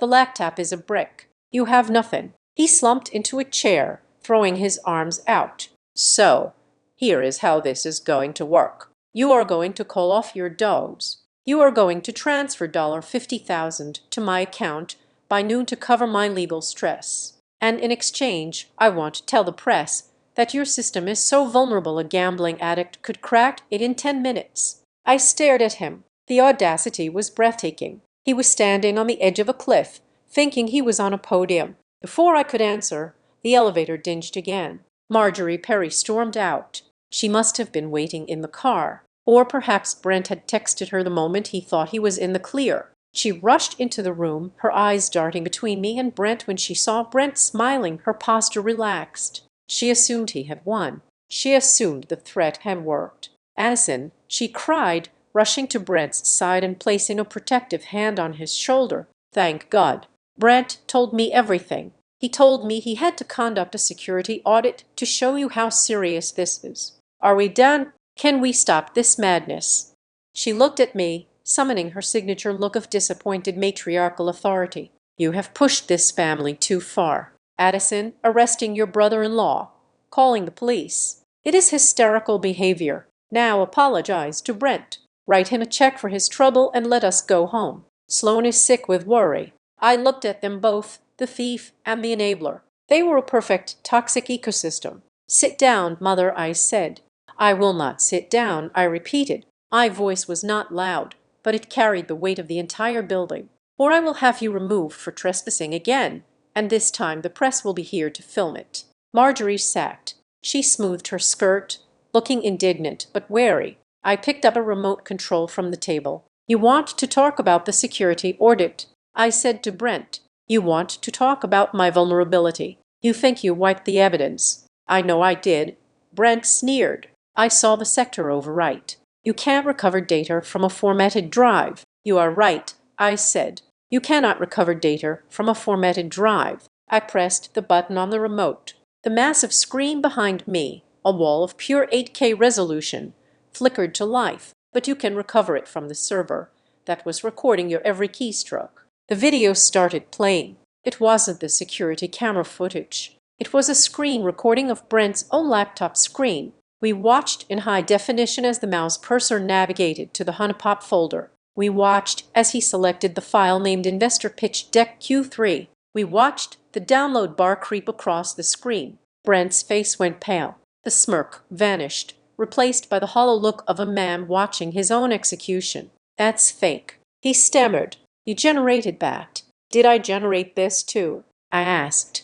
I clicked the remote. The screen split. On the left was the screen recording. On the right was the high-angled security footage from the parking lot.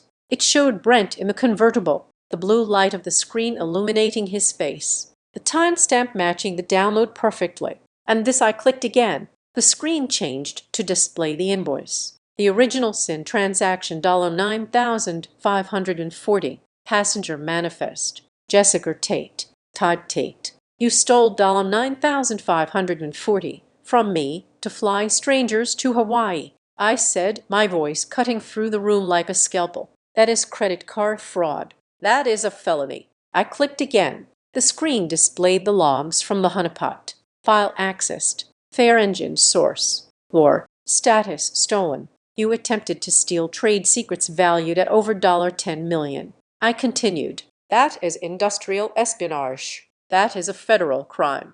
Brent was shaking now. He looked at Marjorie. "Marjorie, tell her she can't do this. We are family." Marjorie stood up, her face flushed. "Addison, stop this. Turn that screen off. You are making a mountain out of a molehill. He was just borrowing the file. He wasn't going to sell it. He is your family." "Family?" I asked. I walked to the table and picked up the last piece of paper, the one Veronica had prepared. "Let's talk about how family treats family." I held up the document. It was the loan agreement Brent had forged. "I sent this document to a handwriting analysis expert an hour ago," I said, "along with 10 samples of my actual signature from company checks." I put the document under the document camera on the table, projecting it onto the giant screen. Red lines appeared over the signature, highlighting the discrepancies. The expert confirmed it. I said, "This signature is a forgery. You created a fake legal document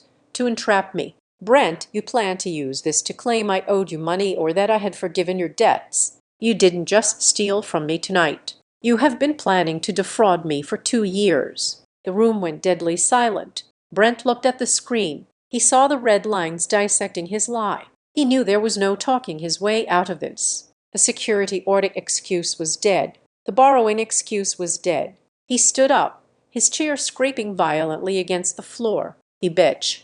he screamed, lunging toward the end of the table. You set me up. You left that folder there for me to find. This is entrapment. I will kill you, Brent." "No," Marjorie shrieked. He didn't get 2 steps. I didn't flinch. I just looked toward the glass doors. "Now," I said. The doors burst open, but it wasn't my security team. 4 officers from the Charleston Police Department and 2 agents and windbreakers labeled FBI. Cyber crimes marched into the room. They had been waiting in the adjacent office, watching the entire presentation through the glass. "Brent Maddox," the lead agent announced, his voice booming. "Place your hands behind your back. You are under arrest for violation of the Computer Fraud and Abuse Act, wire fraud, and aggravated identity theft." Brent froze. He looked at the agents. He looked at me. "No," he whimpered. "No, please. We can work this out, Addison. Tell them it's a misunderstanding." The agents didn't wait for him to finish bargaining. They spun him around. The sound of handcuffs ratcheting shut echoed in the acoustic perfection of the room. Click, click, click. "You have the right to remain silent." The agent began reciting. Brent was thrashing, crying now, ugly sobs that shook his whole body. "Marjorie, do something. Don't let them take me. I'm the father of your grandchild." Marjorie lunged at me, grabbing my arm. Her fingernails dug into the fabric of my gray coat. "Addison," she screamed, her face contorted with rage and panic. "Stop them. You can't let them take him. Think about Sloan. Think about the baby. You are destroying this family." I looked down at her hand on my arm. I gently but firmly peeled her fingers off. "I am not destroying the family, Mom," I said. "I am saving it from a parasite." "You are cold," she spat, backing away, looking at me with pure hatred. "You are a monster. How can you stand there and watch him be dragged away? Where is your heart? Where are your blood?" The agents were dragging Brent toward the elevator. He was still screaming my name, begging, bargaining, threatening. I watched him go. I felt nothing but a profound sense of quiet. The noise was leaving the building. I turned back to Marjorie. She was trembling, standing alone in the middle of the room, surrounded by the high-tech evidence of her son-in-law's crimes. "You asked where my heart is," I said softly. I stepped closer to her. "You taught me where it belongs. Marjorie, you taught me right there in the terminal." Marjorie stared at me, her eyes wide, tears streaking her expensive foundation. "But," she whispered, "you said flights are $1,450 each. If you cannot afford it, stay behind." I gestured to the door where Brent had just exited in handcuffs. "Brent couldn't afford the price of admission to my life," I said, "so he is staying behind." Marjorie gasped. She looked at me as if I had slapped her. She opened her mouth to speak, to curse me, to guilt me, but no words came out. She realized finally that the currency she had always used, guilt, had no value here. "Go to Sloan," I said. "She is going to need a mother, a real one, not a manager." Marjorie let out a sob, turned on her heel, and ran out of the room, chasing after the police and the wreckage of her illusions. I stood alone in the conference room. "Director," I turned. Marcus was standing by the door. "The police have cleared the lobby. The suspect is in custody. Do you need a moment?" "No, Marcus," I said. "I have had 30 years of moments." I walked over to the table and closed the laptop. I picked up the black binder in the red folder. "Open the floor," I said. "It is 6:00 a.m. The morning shift is arriving. We have clients to serve." I walked out of the conference room and into the atrium. The sun was fully up now, streaming through the massive glass skylights, illuminating the North Glass logo. My employees were starting to filter in, scanning their badges, grabbing coffee, talking about their weekends. They didn't know about the drama in the parking lot. They didn't know about the cyber attack. They just knew that the system was running, the lights were on, and their paychecks would clear. I walked to the center of the lobby and looked up at the digital map of the world. Thousands of planes were in the air, moving people, moving dreams, moving commerce. I had built this me, the girl in the gray coat, the girl with the scuffed sneakers. I looked down at my shoes. They were old, they were comfortable, and they were standing on my own floor. I took a deep breath. The air tasted clean. I wasn't the baggage handler anymore. I wasn't the ATM. I wasn't the disappointment. I turned away from the door where my family had left, and I walked toward the elevators, ready to start the day. This time, No one was going to swipe a card in my name. This time, I was flying the plane. Thank you so much for listening to this story. It was a wild ride from the airport terminal to the server room, and I hope you enjoyed seeing justice served cold. I would love to know where you are listening from today. Are you tuning in from a busy airport, a quiet office, or maybe the comfort of your own home? Let me know in the comments below. I read every single one, and I'd love to say hi. If you enjoyed seeing Addison take back her power,